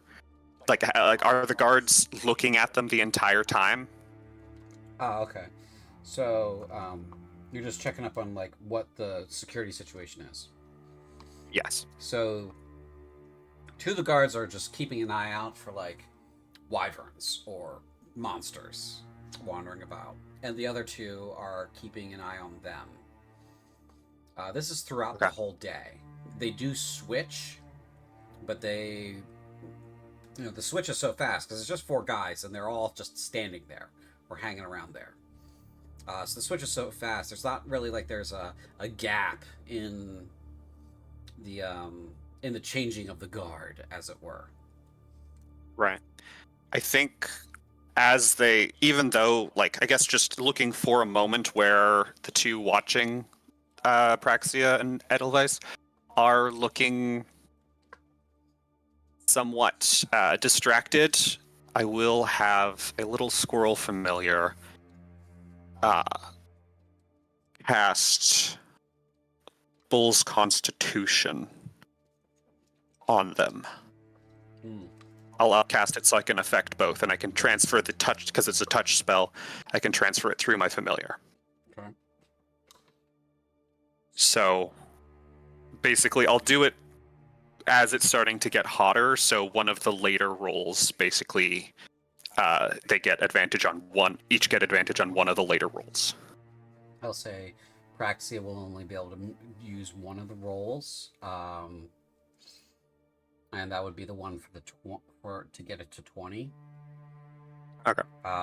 Because the other two are just straight up impossible with her current stats. Right. So, Praxia, if you can, go ahead and roll another Constitution saving throw. Okay, you still fail it, unfortunately, but worth the effort, because you could have gotten an 18, and that would have met the DC for that particular one. Yep. Okay. At the end, you don't die, but you do have some significant sunburn. You didn't think that was possible because you're covered in fur, but turns out it is possible, and it's very uncomfortable. And you're dehydrated. You're very tired. You're so exhausted. It would take more than one night of sleep to fix this. You have disadvantage on your ability checks. Your speed is halved. You have disadvantage on attack rolls and saving throws. And your hit point maximum is now halved. So current hit point maximum is 14.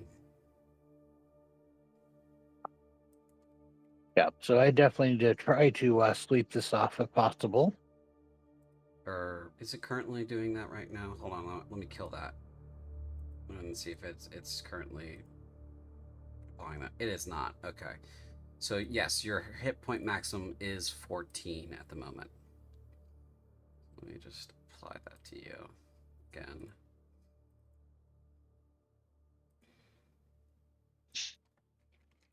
Yeah, it's showing my hit point max being 14 here, but... Oh, is it? Well, I think so.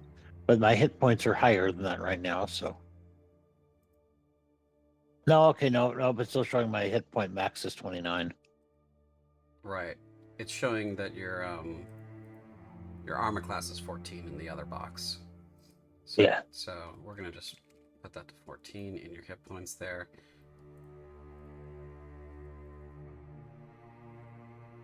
Yep, that works.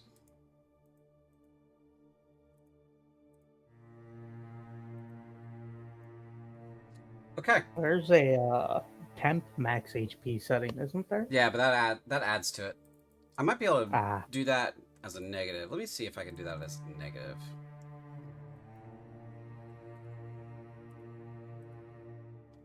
Oh, there we go. Yeah.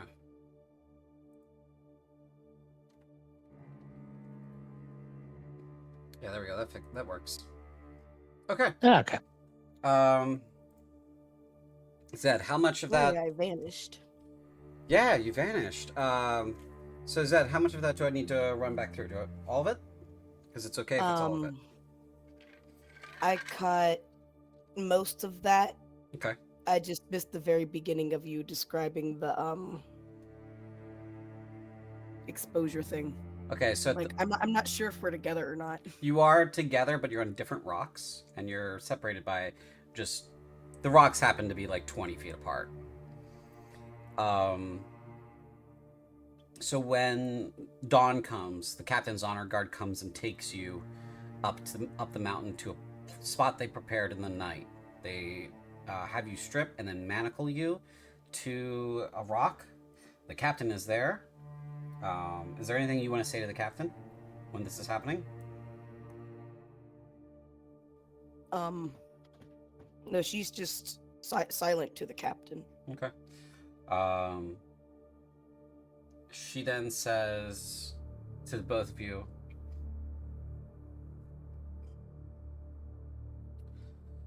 well, we'll see you at sundown. And she leaves at that point, sparing no other words. You're going to make a series of Constitution saving throws now, the difficulty of which is graduated, so each one will be higher than the next one. The starting DC is 5, the ending DC is 30. There are 6 throws in total. You can make the 25 ones, so I do want you to roll all 5. I want you to roll 5 of them. The last one is impossible for you to make because you only have a plus 5, so you can't make the DC 30. So go ahead and start rolling those, and we'll count them in order. So the first one is the DC 5 throw. If there's any role playing you want to do after that, you can. Okay. We just want to know like the state that you're in. Of course, if you fail all 6, you die. Also, con. whichever. Go ahead. Just saying that whichever you would, because Ben upcasted enhance ability, so it affected both of them. So whichever check you find appropriate to have advantage on will have advantage. Probably the 5th one, because that's the one that is the highest DC and would benefit to have advantage the most. So. Okay. Yes. So go ahead and make Normal? your. Yep, go ahead and make your throws. You succeed. Oh fuck. You succeed that first one by 3. I did not like how low that first roll was for me. You couldn't fail. Well, it. at least you got the low number out of the way. I mean, and you're not going to That's die. true. Second one passed. Okay, third. Third one's a failure. Damn. Okay, that's 1 failure.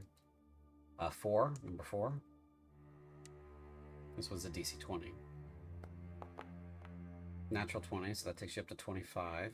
This is what you have to roll to succeed this next one. So But the next one he This has is the advantage? he has advantage on. right, this next one you have advantage on. And you do. Oh fuck. So you only fail one of the rolls. You succeed the other Plus 2. the last one. Well, the last one she automatically fails. It's DC 30. Yeah, so she's only exhaustion 2 then. or Correct. Visually, a tiny red squirrel sort of scurries out of the underbrush, sort of taps at your toes, each of you, and then scurries away. You guys hear the honor guard go, "Did you see that fucking squirrel just now? Yeah, that was weird, wasn't it?" The animals in this region are just batshit crazy. I think it's the mountains that do this to them. Really, the Bloodfell Mountains are fucking haunted. The other guy's nodding sagely. He said they're talking to each other. They haven't really engaged with you guys. They've kind of just ignored you other than just keeping an eyeball on you so that they know you're not doing anything fucky wucky. But the other one says, yeah, so my great aunt is from this region, and apparently, hunters and, like the adventuring mercenary types from down here sometimes like to go up these mountains when they're super old and die. It's some kind of tradition, he says. Really? This is how they want to die? They want to die fighting ghosts and shit? Okay. Brother, you couldn't pay me enough to want to die this way. It's already fucking horrible dying this way. I want to die with some nice woman in my bed in my sleep. Okay? That's how I want to go. I just want to go in my sleep, cuddled up to some honey. Alright? So you and me both, brother. Alright. So that's the guard's general reaction to this whole situation. Anything that you guys want to do in your role play, or is it just a whole lot of, wow, it's hot, oh god, this is a lot of suffering? What's going on through your heads? What's going on through your minds? What's going on? Well, she said she was coming back at sundown. Does that mean that they're getting off the rocks before the sunset and the stars come up? No. When the sun sets, you guys are getting off the rocks. I'm just trying to see if there's any role playing you guys want to do together while you're both. Yeah. I occasionally check on Ed. How are you doing over there? Hang in there. We'll get through this. Try to be encouraging and check on how she's doing. I was going to say, I know I mentioned this last week, but would she roll any sanity throws for this, considering her trauma? Yeah, you'd roll one.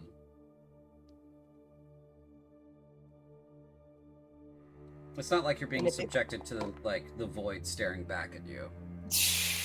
However, you do kind of fail that one just a little bit, so you're kind of losing it just a tad.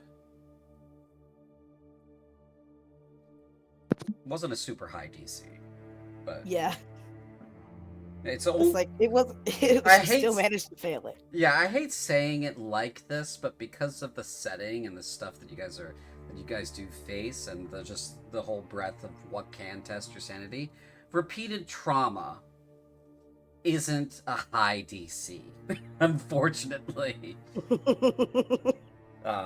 Putting it like that is kind of, I don't mean it to sound like the slap that it sounds like, but it's in the setting. You have to keep in mind that it is not the worst thing that your mind can be subjected to here. So it's not a high DC. I was thinking of an 8 when you did the roll. So totally succeedable with a +1. However, you failed. So yeah, as I notice she's getting more frantic, it's like, oh, I keep trying to gauge about what time of day it is. Like, okay, we only have about this much longer left, and one of the problems with this that you are both physically experiencing is it is actually very hard to tell what time of day it is because you're facing up the whole time, and as your eyes are open the whole time, you're getting overexposed to sunlight visually. And so you wind up more or less blind by the end of the day just from overexposure. There's a reason why we don't look up, right? Naturally, we don't tend to look up for hours and hours and hours a day. So, by midday at the very least, you're starting to feel like your vision's getting really fuzzy, and the more and more exhausted you are, the less your visual acuity is good. That's kind of a clunky sentence, but that's how it is.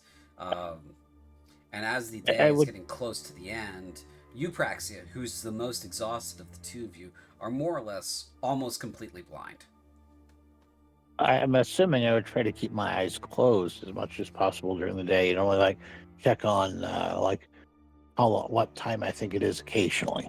Yeah, you can keep your eyes closed as much as possible, but again, you're facing up. Yep. So you're still getting exposed to that light. It's not as bad as like staring directly at the sun all day, but it's still pretty bad. So, but yeah, you check on Edelweiss, so she might be losing it a little bit. And if you want to describe what that looks like, go right ahead. But you are definitely markedly, you can tell, worse physical shape than she is. Yeah, she looks fine as far as shape wise, but she is kind of losing it. You hear her muttering to herself, "No, no, no. Leave me alone." And every time she closes her eyes to avoid the sun, being on her back like this, she just remembers being in that bed and just being blinded by the torches and otherwise just darkness around her as when she was alone and screaming for someone to help her when she was not. And towards the end of the day, you see her becoming more and more tense as she sees the sun begin to set. She does not want to look at the sky as even hints of stars begin coming out.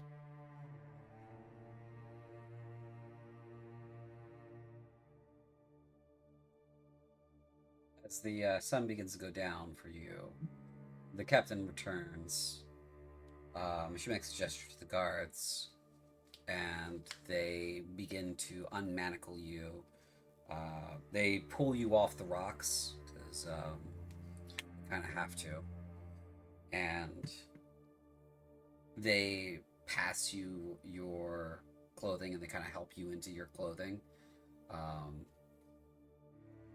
And they walk you down to camp, and they bring you back to the tent and lay you both in there.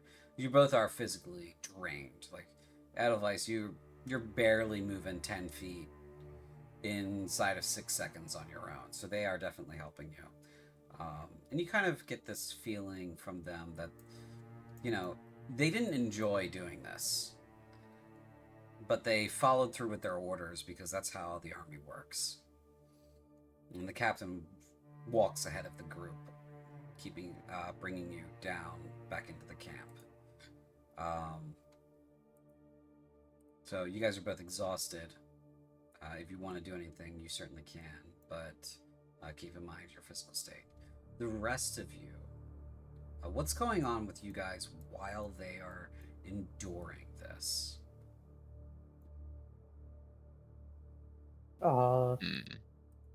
Greg, because Mordecai was on watch, Greg wanted to take Ben fishing during this. Okay, so Ben, you go. Greg approaches you sometime in the morning, I assume. I'm going to just zoom you over there. Yeah, I suppose Greg would see Ben whispering to a small red squirrel, saying, "You know what to do. Go for it." The squirrel goes and salutes you, and then jumps off your hand and scurries off into the woods. Sergeant Greg, right? That is correct. I suppose we hadn't been properly introduced. I'm Ben. What you need? I was wondering if you would like to go fishing in the nearby swamp.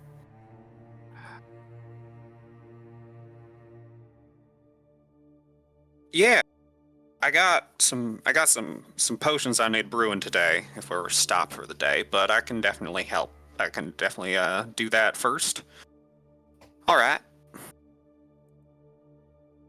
Actually, it's Out been a of long time Paris. since I've been fishing. It has been a bit for me as well.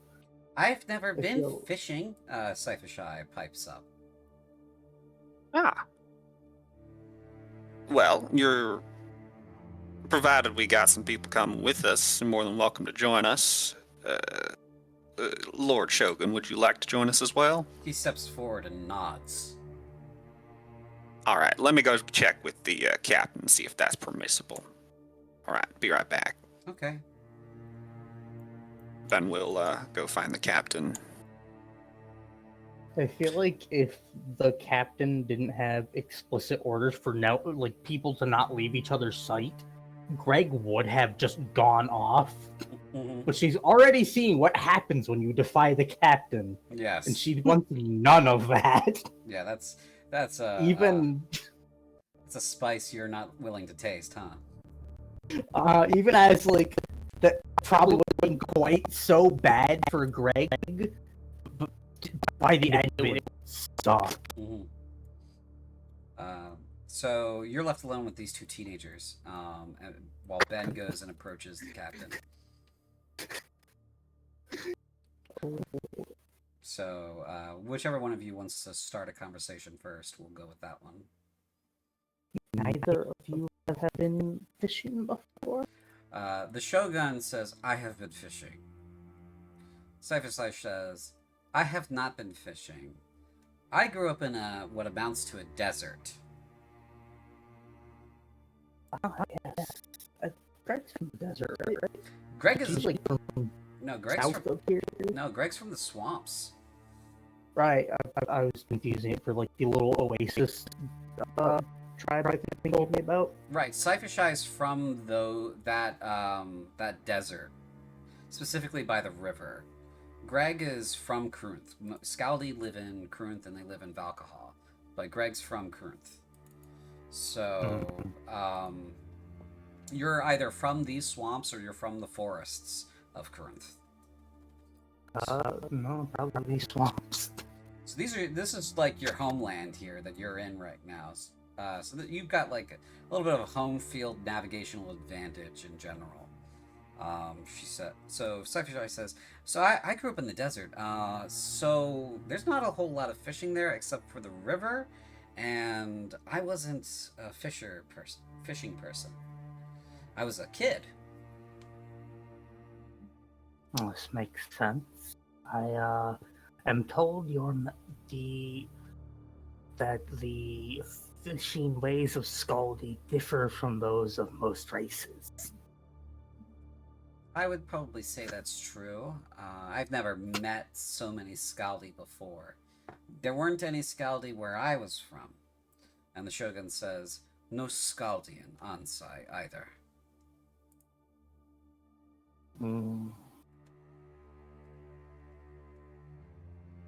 I am from these swamps, but did not get along with the humans before the war.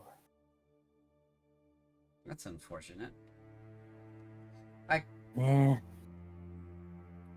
As someone who has a monstrous appearance as well, she says, gesturing to herself, because she has horns and a little tail, and she's, a little bit of a devilish sort of look about her.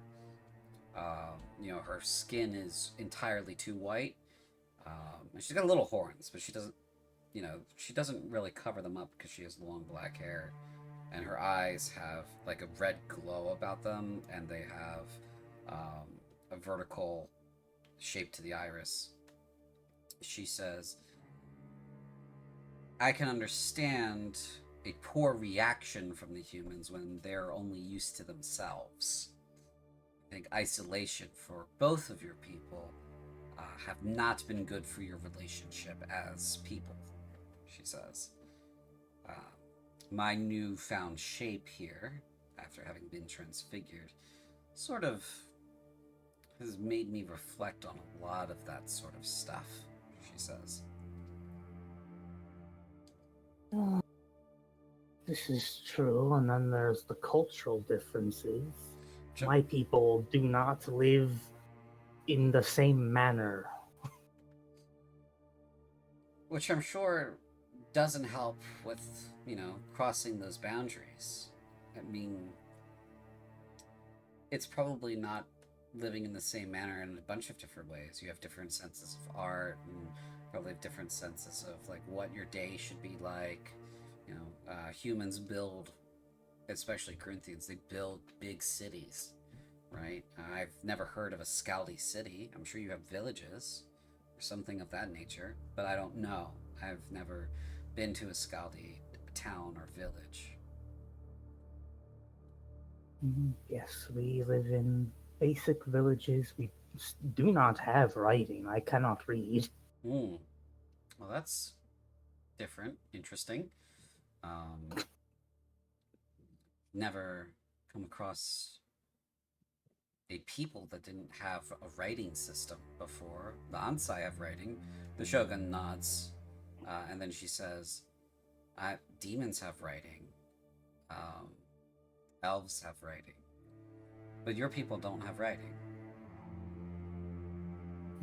How do you keep your history straight? Do you just tell each other stories?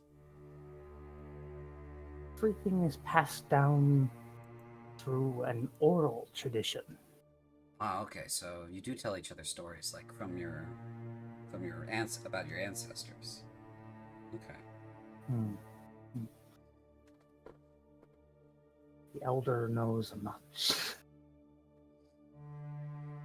That tends to be the case with all people. The older ones have had a lot of time to absorb what's going on around them. And they like to talk a lot about what they've seen and how they feel about it. Of course, there aren't so many elders left of my people. The old and infirm didn't get much of a chance. This is true. I do not imagine all the elders quite made it either. Too old and large to continue to feed themselves. They pass on their knowledge to the younger. Fascinating, she says. So it's not that you get infirm or anything, it's because you get too big. Interesting. And she kind of casually looks at Ash and points at him. He's quite big compared to you, she says as she starts walking casually towards where the captain is, trying to join up with Ben, maybe lend a little weight of her presence to that conversation. So why are you smaller, she says. If that's offensive, I don't mean any offense. I'm just curious. I have only been mature for 1 year now. Oh, how old are you? She says. I am 9. I believe they're called years? You're 9 years old. Yes. And she kind of like loses her voice for a second there, like her jaw is open, and she says, I'm almost twice your age. I'm a little over twice your age. Wow. That's totally different than what I expected. Okay. Hi, Ben. How's it going? Hi, Captain. Can we go fishing? The captain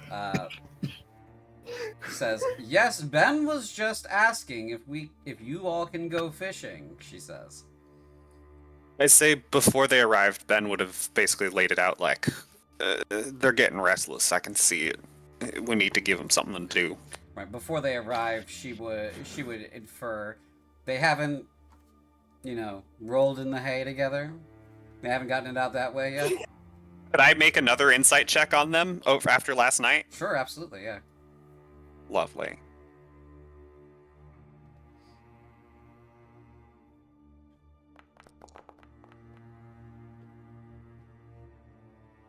Let me see here real quick. 13.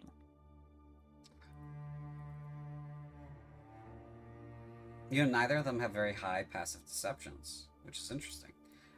They may or may not have been intimate. You're pretty sure they've been intimate, but you're not sure if that's been physically intimate yet. They're definitely attached to each other. I don't care to know much more. Only a matter of time, she says. And then they walk up at that point, we'll say, and she says, if you can find sufficient guard, I don't mind. However, Ben, recall that their lives come first. Absolutely. We won't be far. And let Mordecai know where you're going to be so that he can include it in his patrol. Absolutely. Great. I could use some time by myself today, she says, walking off and beginning to yell at some just guys who are just standing around. All right. Then we'll rush over to Mordecai and share the news, basically. Yes. Cyphershai and the Shogun will follow because they don't want to be left out of what's going on. I mean, Crow patrol. Crow is eating a large bird right now. Oh, aren't Does it you look just tasty? an ecological terrorist? Crow goes, "Oh!" All right, Mordecai. We're taking some folks to go fishing, try and build up supplies if we're going to be sitting here for a day. Just Fishing. Yeah. All right.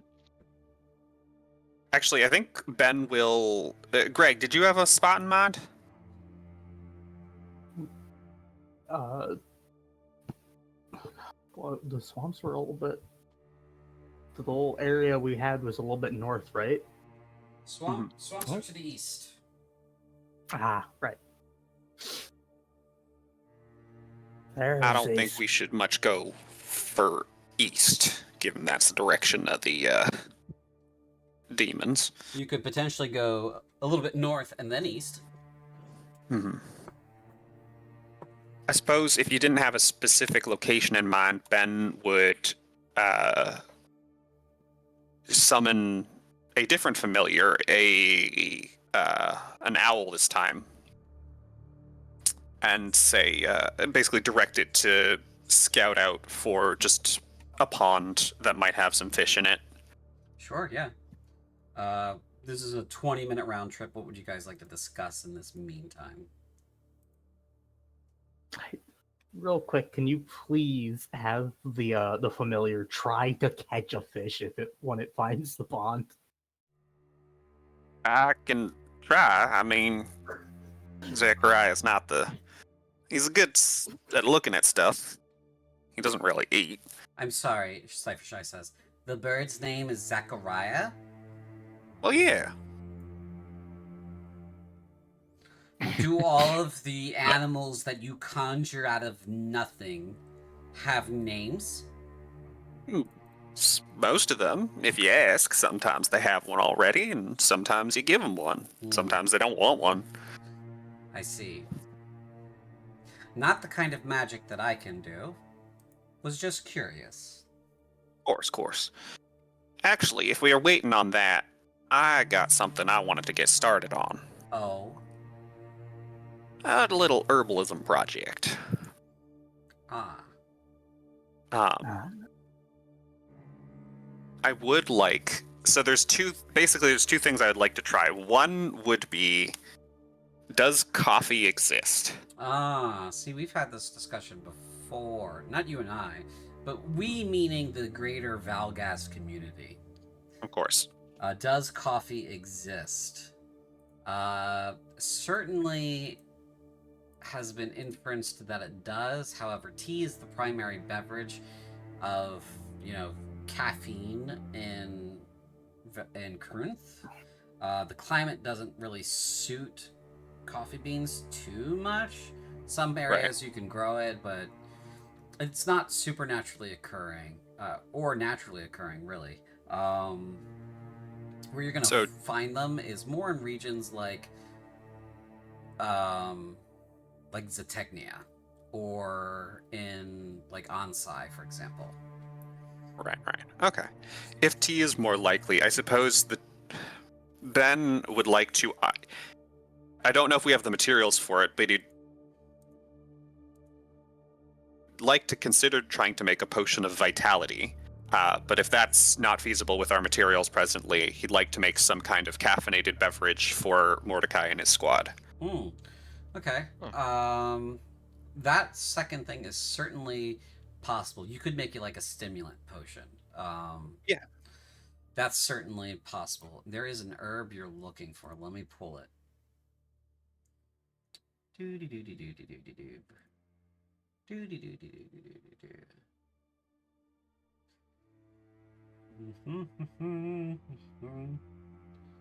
Let's see. You are looking for Halixin. You know this, right? Oh, I have those. Yeah, I got that.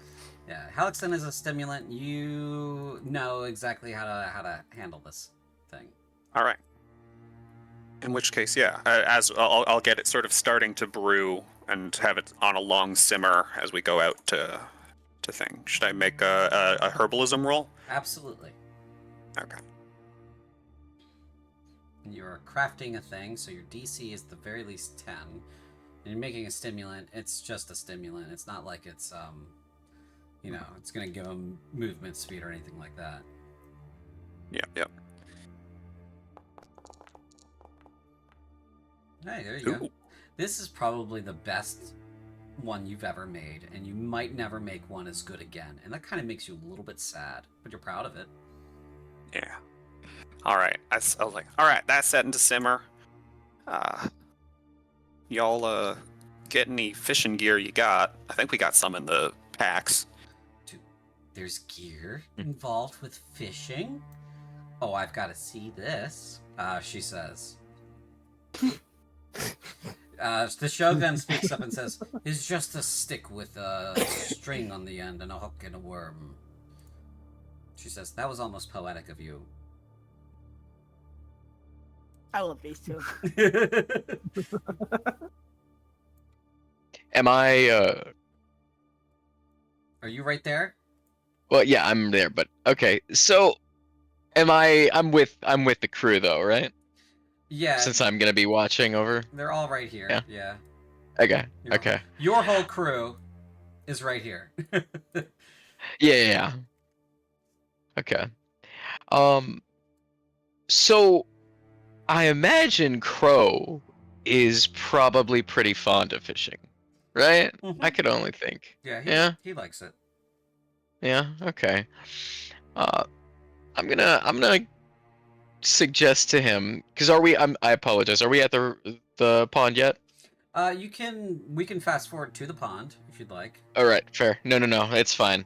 I was just thinking for when we get there. Okay. You want to tell him to stay with them? Get some fishing in? Yeah, that's the idea. Okay. So, He is your buddy. He loves you, and he listens to your commands to the point where it's odd. Like, you would think there'd be a little bit more pushback. There isn't. So, like, when you tell him, "Hey, why don't you stay here and fish for a while?" He's like, "Oh, yeah, absolutely." He's like, "Sure." And he just jumps in the pond. Perfect. Which leaves you basically alone with your squad and Catraxia. Fun. Mm-hmm. That first part's okay. The second part, Yeah, the second part leaves much to be desired, right? Yeah. Mm-hmm. I don't really think there's a way around it, but hey. So Ben, you get your little your tea stimulant Helixin brew going. You pass it out to Mordecai's people, and you guys go on your fishing expedition. And I imagine, because she said we needed sufficient guard for those two, that we bring our squads with us. Yeah, that was thinking as well. Yeah, you can bring your squads with you. That's 10 extra people on this trip.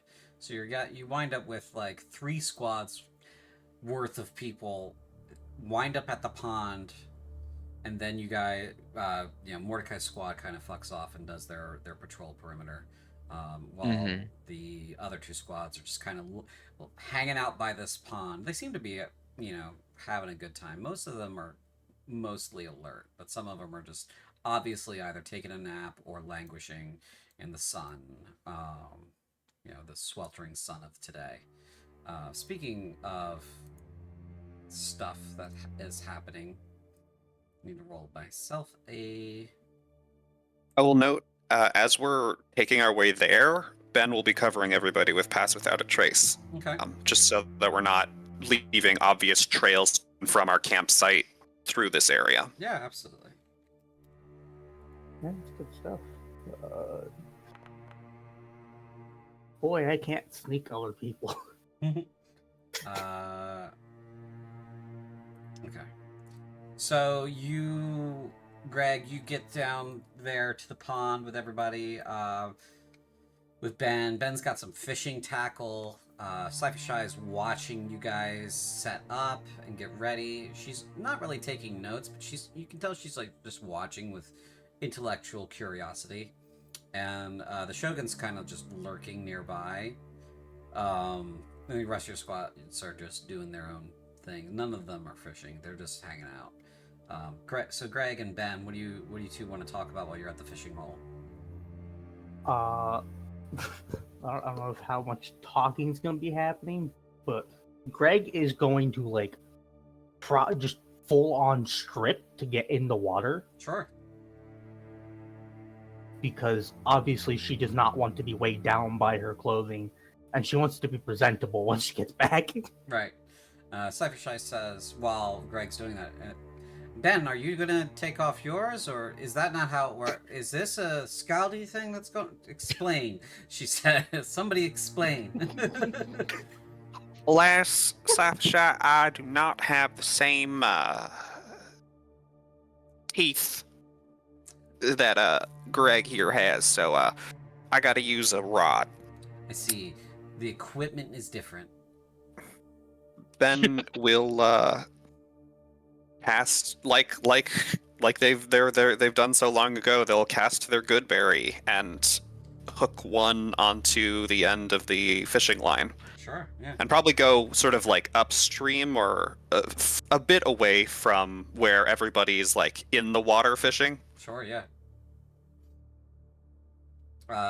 Okay, so I will take 3 fishing checks. These are going to be D20 rolls. They are dex checks. And Mordecai, you need to roll 1 for Crow. Yes. Alright. Said it's Dex, Mhm. so Excellent. Does my wondrous bait grant advantage? Is Goodberry a cantrip? It's a spell. I'm spending a spell slot for it. Oh, okay, then yes. All right. Yes, we will grant you advantage for having a wonderful magical treat for these fish. So it's 3 checks each? It's 1 check each. Okay. Then you get a nice big fish. You get like a lake trout. Greg, you catch like a river salmon sort of deal, maybe like a small pike. And Crow comes back with a mouthful of like little sardines. and he is so happy about it. He's just eating. What's happening for him is he's just kind of swimming around with his mouth open and catching anything slow.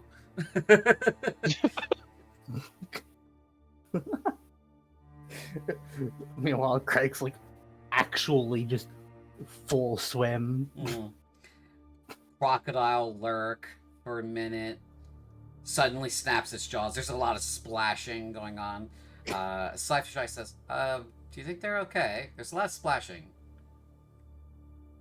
I believe they can breathe underwater. I think. Yeah, that's handy. Actually, yes. That's extremely handy, she says. And the Shogun nods and says, perfect for fishing. I ever tell you about the biggest fish I ever saw? The Shogun narrows his eyes and says, tell. Now, how big was fish? Well, I don't even know you could call it a fish. I was in the Orthan, you know, it's in Western Scraptica, right? It was just in springtime. The snow melt off the Black Crag Rock made the river run real high, real choppy. And I was looking for catfish, obviously. But I couldn't find a single one. And then I saw it. I saw a rock in the middle of the river, and it was black and shiny and smooth. And I kept looking at it, and I realized it wasn't no rock. It was an eye. And then out of the river came a giant serpent. Two actually, giant black eyes like glass or onyx orbs. It was covered in little spines and fine scales with little patches of white, pure black everywhere else.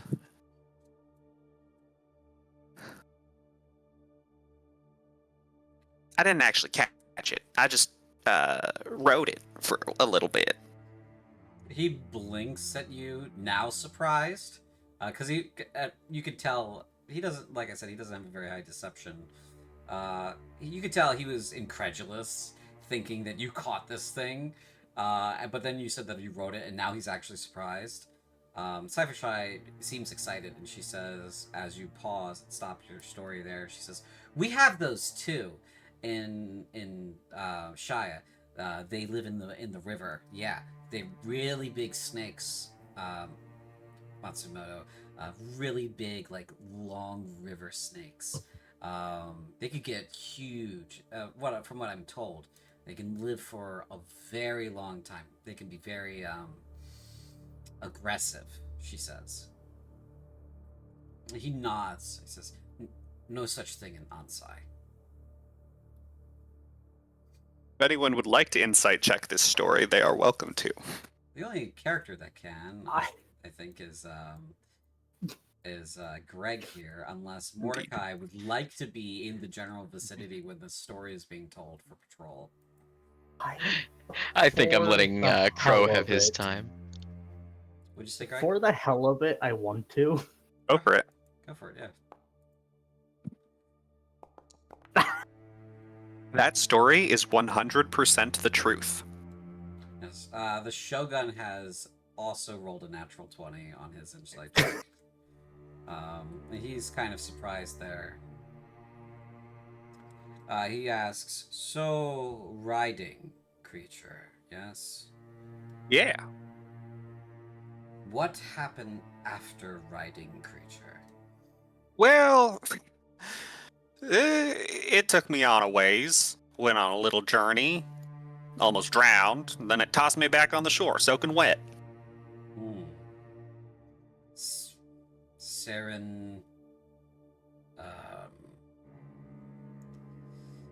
Serendipitous encounter. Serendipitous encounter. Then. I suppose. Interesting. Quite impressive to have not drowned for anything that cannot breathe underwater. I'm sorry, this was not just a fun, tall tale? Oh no, that happened. Okay. Where I'm from, these things are very aggressive and would never let anyone ride them. I did find it strange because I told my dad about it, and he said it's impossible because the reason we don't see them further north is they can't climb that cliff in Valkahal. That big waterfall, you know? Right. I swear I saw it. The one that I've never seen, but I've heard of. That's why we can't ship anything north of Valkahal. Or why we couldn't ship anything north of Valkahal. Indeed, indeed. But there it was in the Orthan. Must have come up the Malin. I don't know how it got up the waterfall. Huh.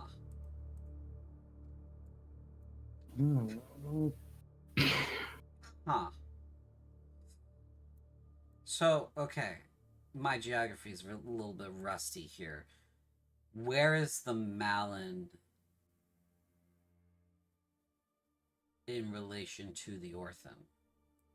The Orphan is a tributary to the Malin, so all the okay, so it could have definitely like swam or overcome the waterfall in some fashion, right? If it was like long enough, for example, or something, and then further swam upstream and then made a turn to go up the Orphan instead of further up the Malin. certainly. Okay, I see. Slight amendment to my first statement. Greg can't breathe underwater. Greg can hold her breath for 15 minutes at a time, though. Yeah, that's a lot. That's a long time. To outside races, it probably looks exactly the same.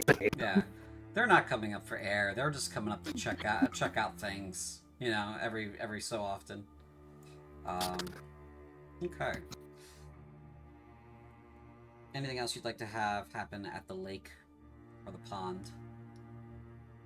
I think Ben is mindful of being away from camp, so as soon as it looks like they've gotten at least enough fish to like somewhat justify this outing, Ben will sort of like round everyone up and start back. Sure, yeah. Greg would love to see Cypashai give it one shot. Okay. So she will take a rod, ask if she's doing it right, and then she'll cast it and do a fishing check. So we'll do the dexterity ability check for her. Ben's gonna clap a hand on her shoulder before she goes. You want to make sure that it's a nice flick of the wrist and cast guidance Okay. for a bonus D4. She'll take a bonus D4. And she rolled a 21. So she fishes out, with beginner's luck, a pretty nice sized river pike. With some help, because it starts to try to physically overwhelm her, and she does not have a very high strength. And it takes the three of you, the Shogun, Greg, and Ben, to kind of help stabilize her and pull the fish out of the water. Awesome, nice one. I'm just imagining the Shogun holding her around the waist. Oh no, definitely not that forward. he's still who he is, which is very shy and standoffish. But you guys pull in another big fish, and really a couple of big fish is enough to maintain the battalion for the day, to make it a net neutral kind of day. So if you want to move on at that point, yeah, you certainly can. Yeah, I think Ben will start stringing up the fish, get them back to gutting before they start smelling. Mm-hmm. All right, folks, let's pack up and get back to the camp. Okay. I'll move you guys here. Make it look like you were returning. What were you going to say, Greg? Yeah, I'll just dress while he does that to save time. No. As you are arriving back in camp, evening is coming, and you notice this first, Mordecai, because you're out on patrol, you and your men. It begins to rain. Oh, that's just what we needed. The rain in the summer months is not very. It doesn't happen very often. You can sort of feel like a little bit of an elation coming from that part of your mind that is. Is this the right soundboard I want to use? Yeah. The part of your mind that is definitely where Catraxia is speaking from. There's a little bit of excitement, and in your hallucination you see her kind of jumping around a little bit in little puddles that are forming. Go ahead and make me a perception check. Okay. I have questions. I really do have questions. Oh, that's That was Crow. That was Crow. That was Crow. Whoops. uh, Is maybe- your let me. is your skill better than +2? It is +2 exactly. Oh, then I'll just take that one. Cool. So you see her playing around a little bit. There's a heavy iron scent to the rain. And as it goes on, you notice that it is, and as it is getting dark, you notice that it's getting thicker. The actual viscosity of the rain. And there are a couple of things that occur to your mind at this point.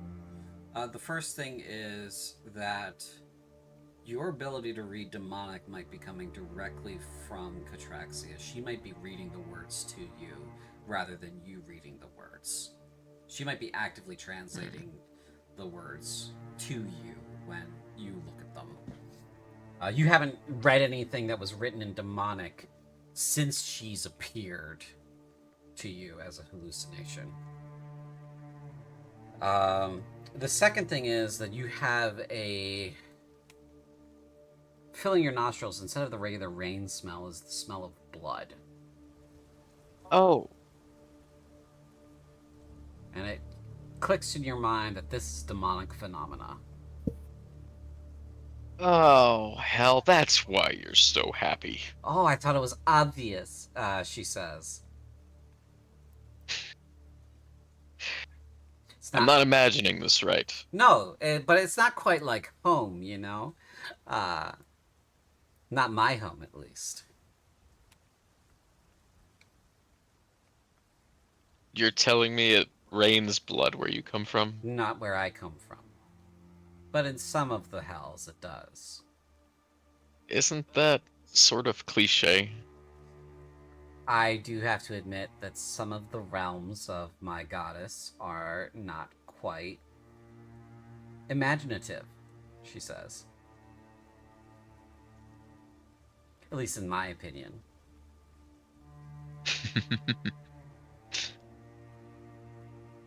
Holomon, for example.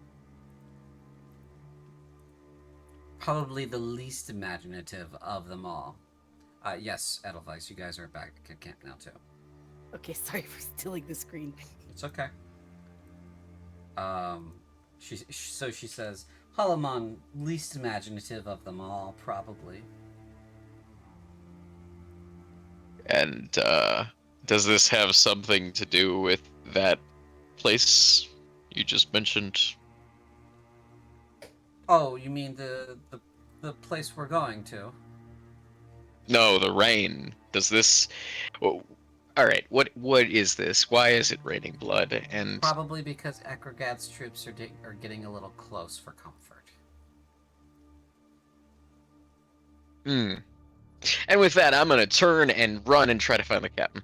Sure. A good, hour of hoofing it, and you are out of the rain's range. She says, you are probably going to get caught up with tomorrow. If you don't leave soon. She says. And I'm gonna run all the harder. Okay. She kind of flies alongside you. Sort of leisurely, like she's floating in a pool, for example. Being as distracting as possible, and she continues to talk to you about this. So, what have we learned about military discipline and following your orders? Tell the truth, but not all the truth. That worked for you, didn't it? She says. I get it. You don't want to share me, and I appreciate that. After all, we have I'm not sure anyone else. Go ahead. Go ahead. Go ahead. I'm not sure anyone else could handle you. Are you saying you can handle me, Mordecai? Mordecai just goes beet red. Why didn't you tell me that they were here sooner? Try to change the subject. She says, it wasn't pertinent until now. Honestly, you need to get better at reading this sort of stuff. You have enemies. You need to be paying more attention, Mordecai. For both of our sakes. You don't want me to fall into the hands of your enemies, do you? For starters, that means you're probably dead. I was about to say. Now, about something we discussed the other day. Are you looking for magic?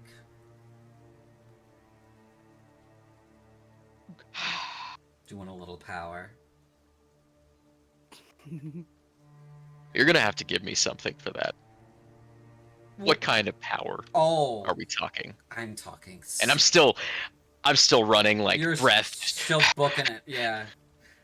She says, "Oh, you know," because she's as casual as can be about this, because she's, hallucination. She says, "Oh, what am I gonna give you? Oh, I can give you spellcraft for yourself. Well, not the little nature magic that you can do. I'm talking real spellcraft."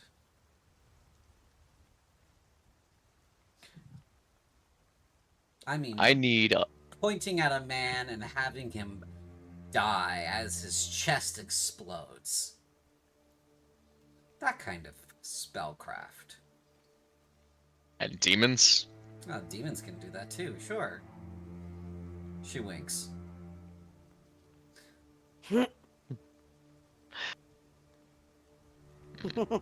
want to be able to summon demons? We can do that, she says. I think that sounds like a very quick way to the gallows. Not if you summon enough of them. Then you have your own little army between you and the gallows, she says. See how that works?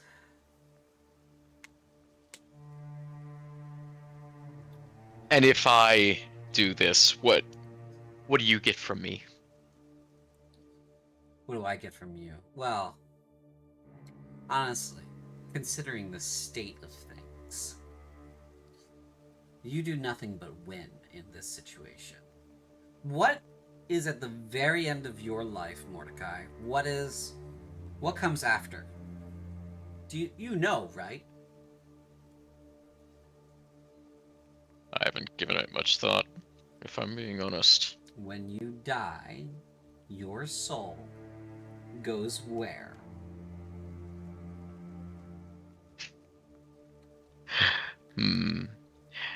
Mordecai was really wasn't much of a religious person either, so he doesn't really have any kind of idea. She notices this about you. She says, "Oh, you don't even know. That's probably for the best. Too late now. You remember when that woman back in the swamp did something to you, and you were in that weird twisty-turvy kind of place? You remember that? Oh hell. Not hell. That's the spectral realm. That's where you go when you die, humans being you. Your soul gets sent there, and there's nothing there that's good for you. You wind up getting hunted by these creatures called shades and various other denizens of the spectral realm. They'll hunt you for eternity. They will always eventually find you. And their whole thing is eating you. But of course, you're already dead, so you can't die before they're finished with you. That means they're going to chew on your ass forever until you finally obliterate. And how long that'll take? There's no telling. That could be minutes. That could be a year. It could be millennia. So, that's what awaits you at the end of your life. But, it doesn't have to. You can come with me. Yours. Instead. and that's preferable to the Shades because See, it's preferable to the Shades because we would negotiate a contract.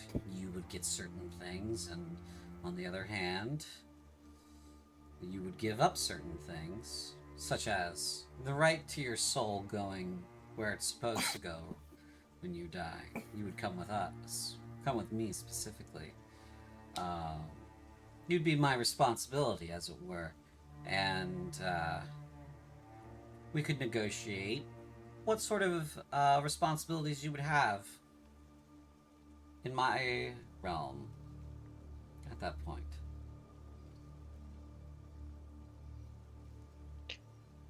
I won't hurt anyone in Cruinth. And I'll have that oath from you as well that you won't make me do anything like that. That can certainly be one of the terms, she says.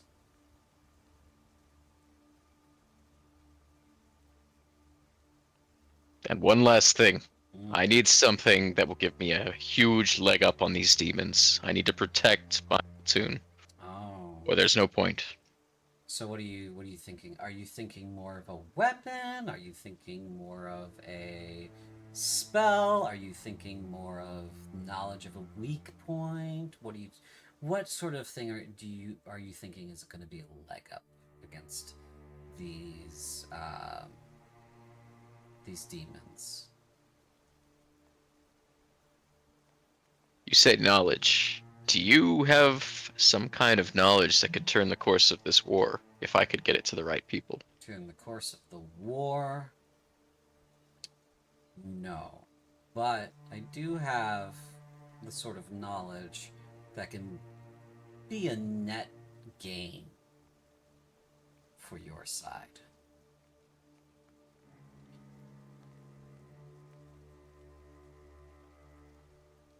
I'm gonna stop for a moment, turn and look at her, floating there beside me. I imagine she's just like on her side, just like Yeah, yeah, super casual. She's kind of like yeah, dad posing on her side, sort of like resting her head in the palm of her hand. She got one of her knees bent, so it's sort of like, you know, that yeah. weird dad pose people do in family photographs where like the dad's lying down. So she's doing that pose, but she's got her wings kind of spread open. I won't hurt anyone from Cruinth, Okay. and you'll give me knowledge that I can use and bring to the right people to use against the demons. You have my word. Okay. Those are two perfectly acceptable terms. And I hold out my hand. Oh, you think that's how this works? That's cute. She says, "We'll finish this somewhere else," she says. "We'll give you a little time to think of any additional terms you might want."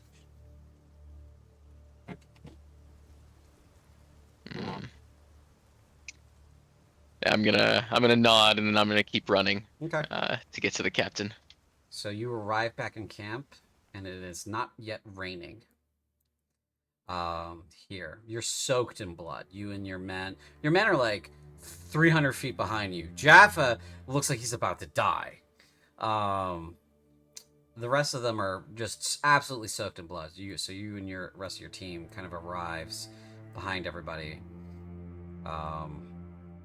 Ben, I'm gonna slightly hand wave Ben and Greg. I'm gonna slightly hand wave that you guys report in, deliver the supplies, and then kind of split up just for just for expediency.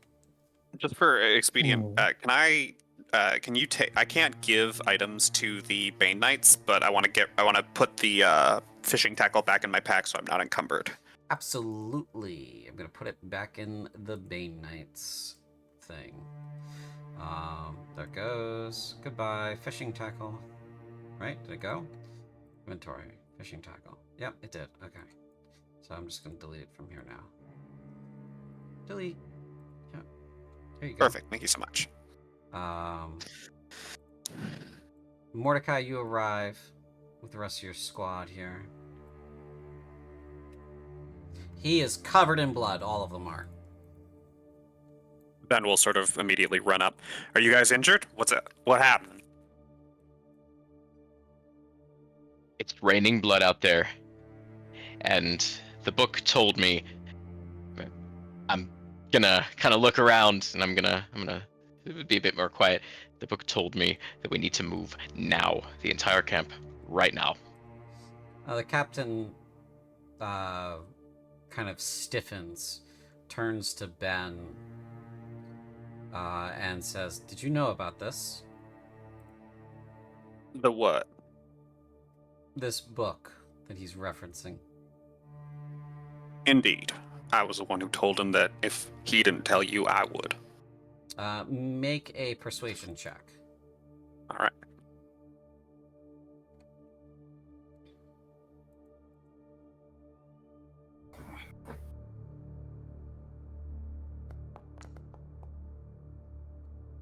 Ooh, pretty good. She says, "All right. All right then. Unfortunately, Praxia and Edelweiss are not in any shape to move right now." I've got something for that. I can move. I can carry Proxia at least. No, you can't. You are barely walking right now. Somebody else will help you. My point is, we're going to be a little slow. So if we move right now, we're going to be moving all night.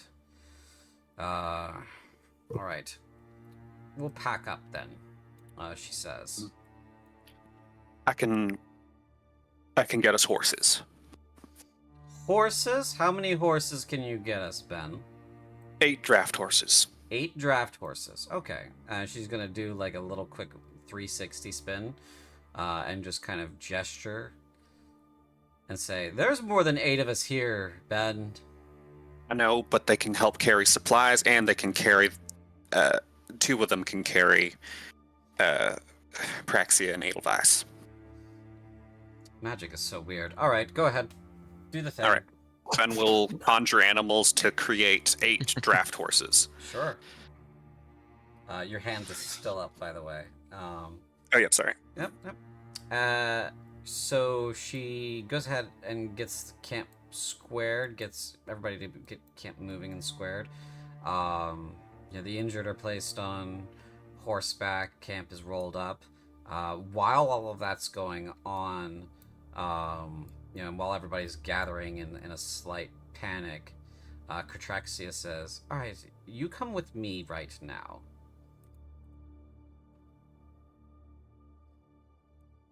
To Mordecai, who's the only person she can talk to. Okay. All right. I'll come with her. Okay. So she kind of leads you towards an edge of where the camp is being like broken down. And she says, "You're going to use your little skills here to be extremely stealthy right now." All right. And then you see her kind of like touch you and you turn invisible as well.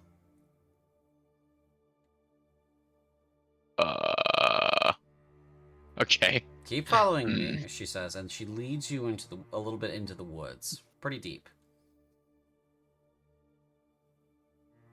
All right. I continue to follow. Okay, she says, "Now we seal the pack." What does this entail? "You're not gonna like it.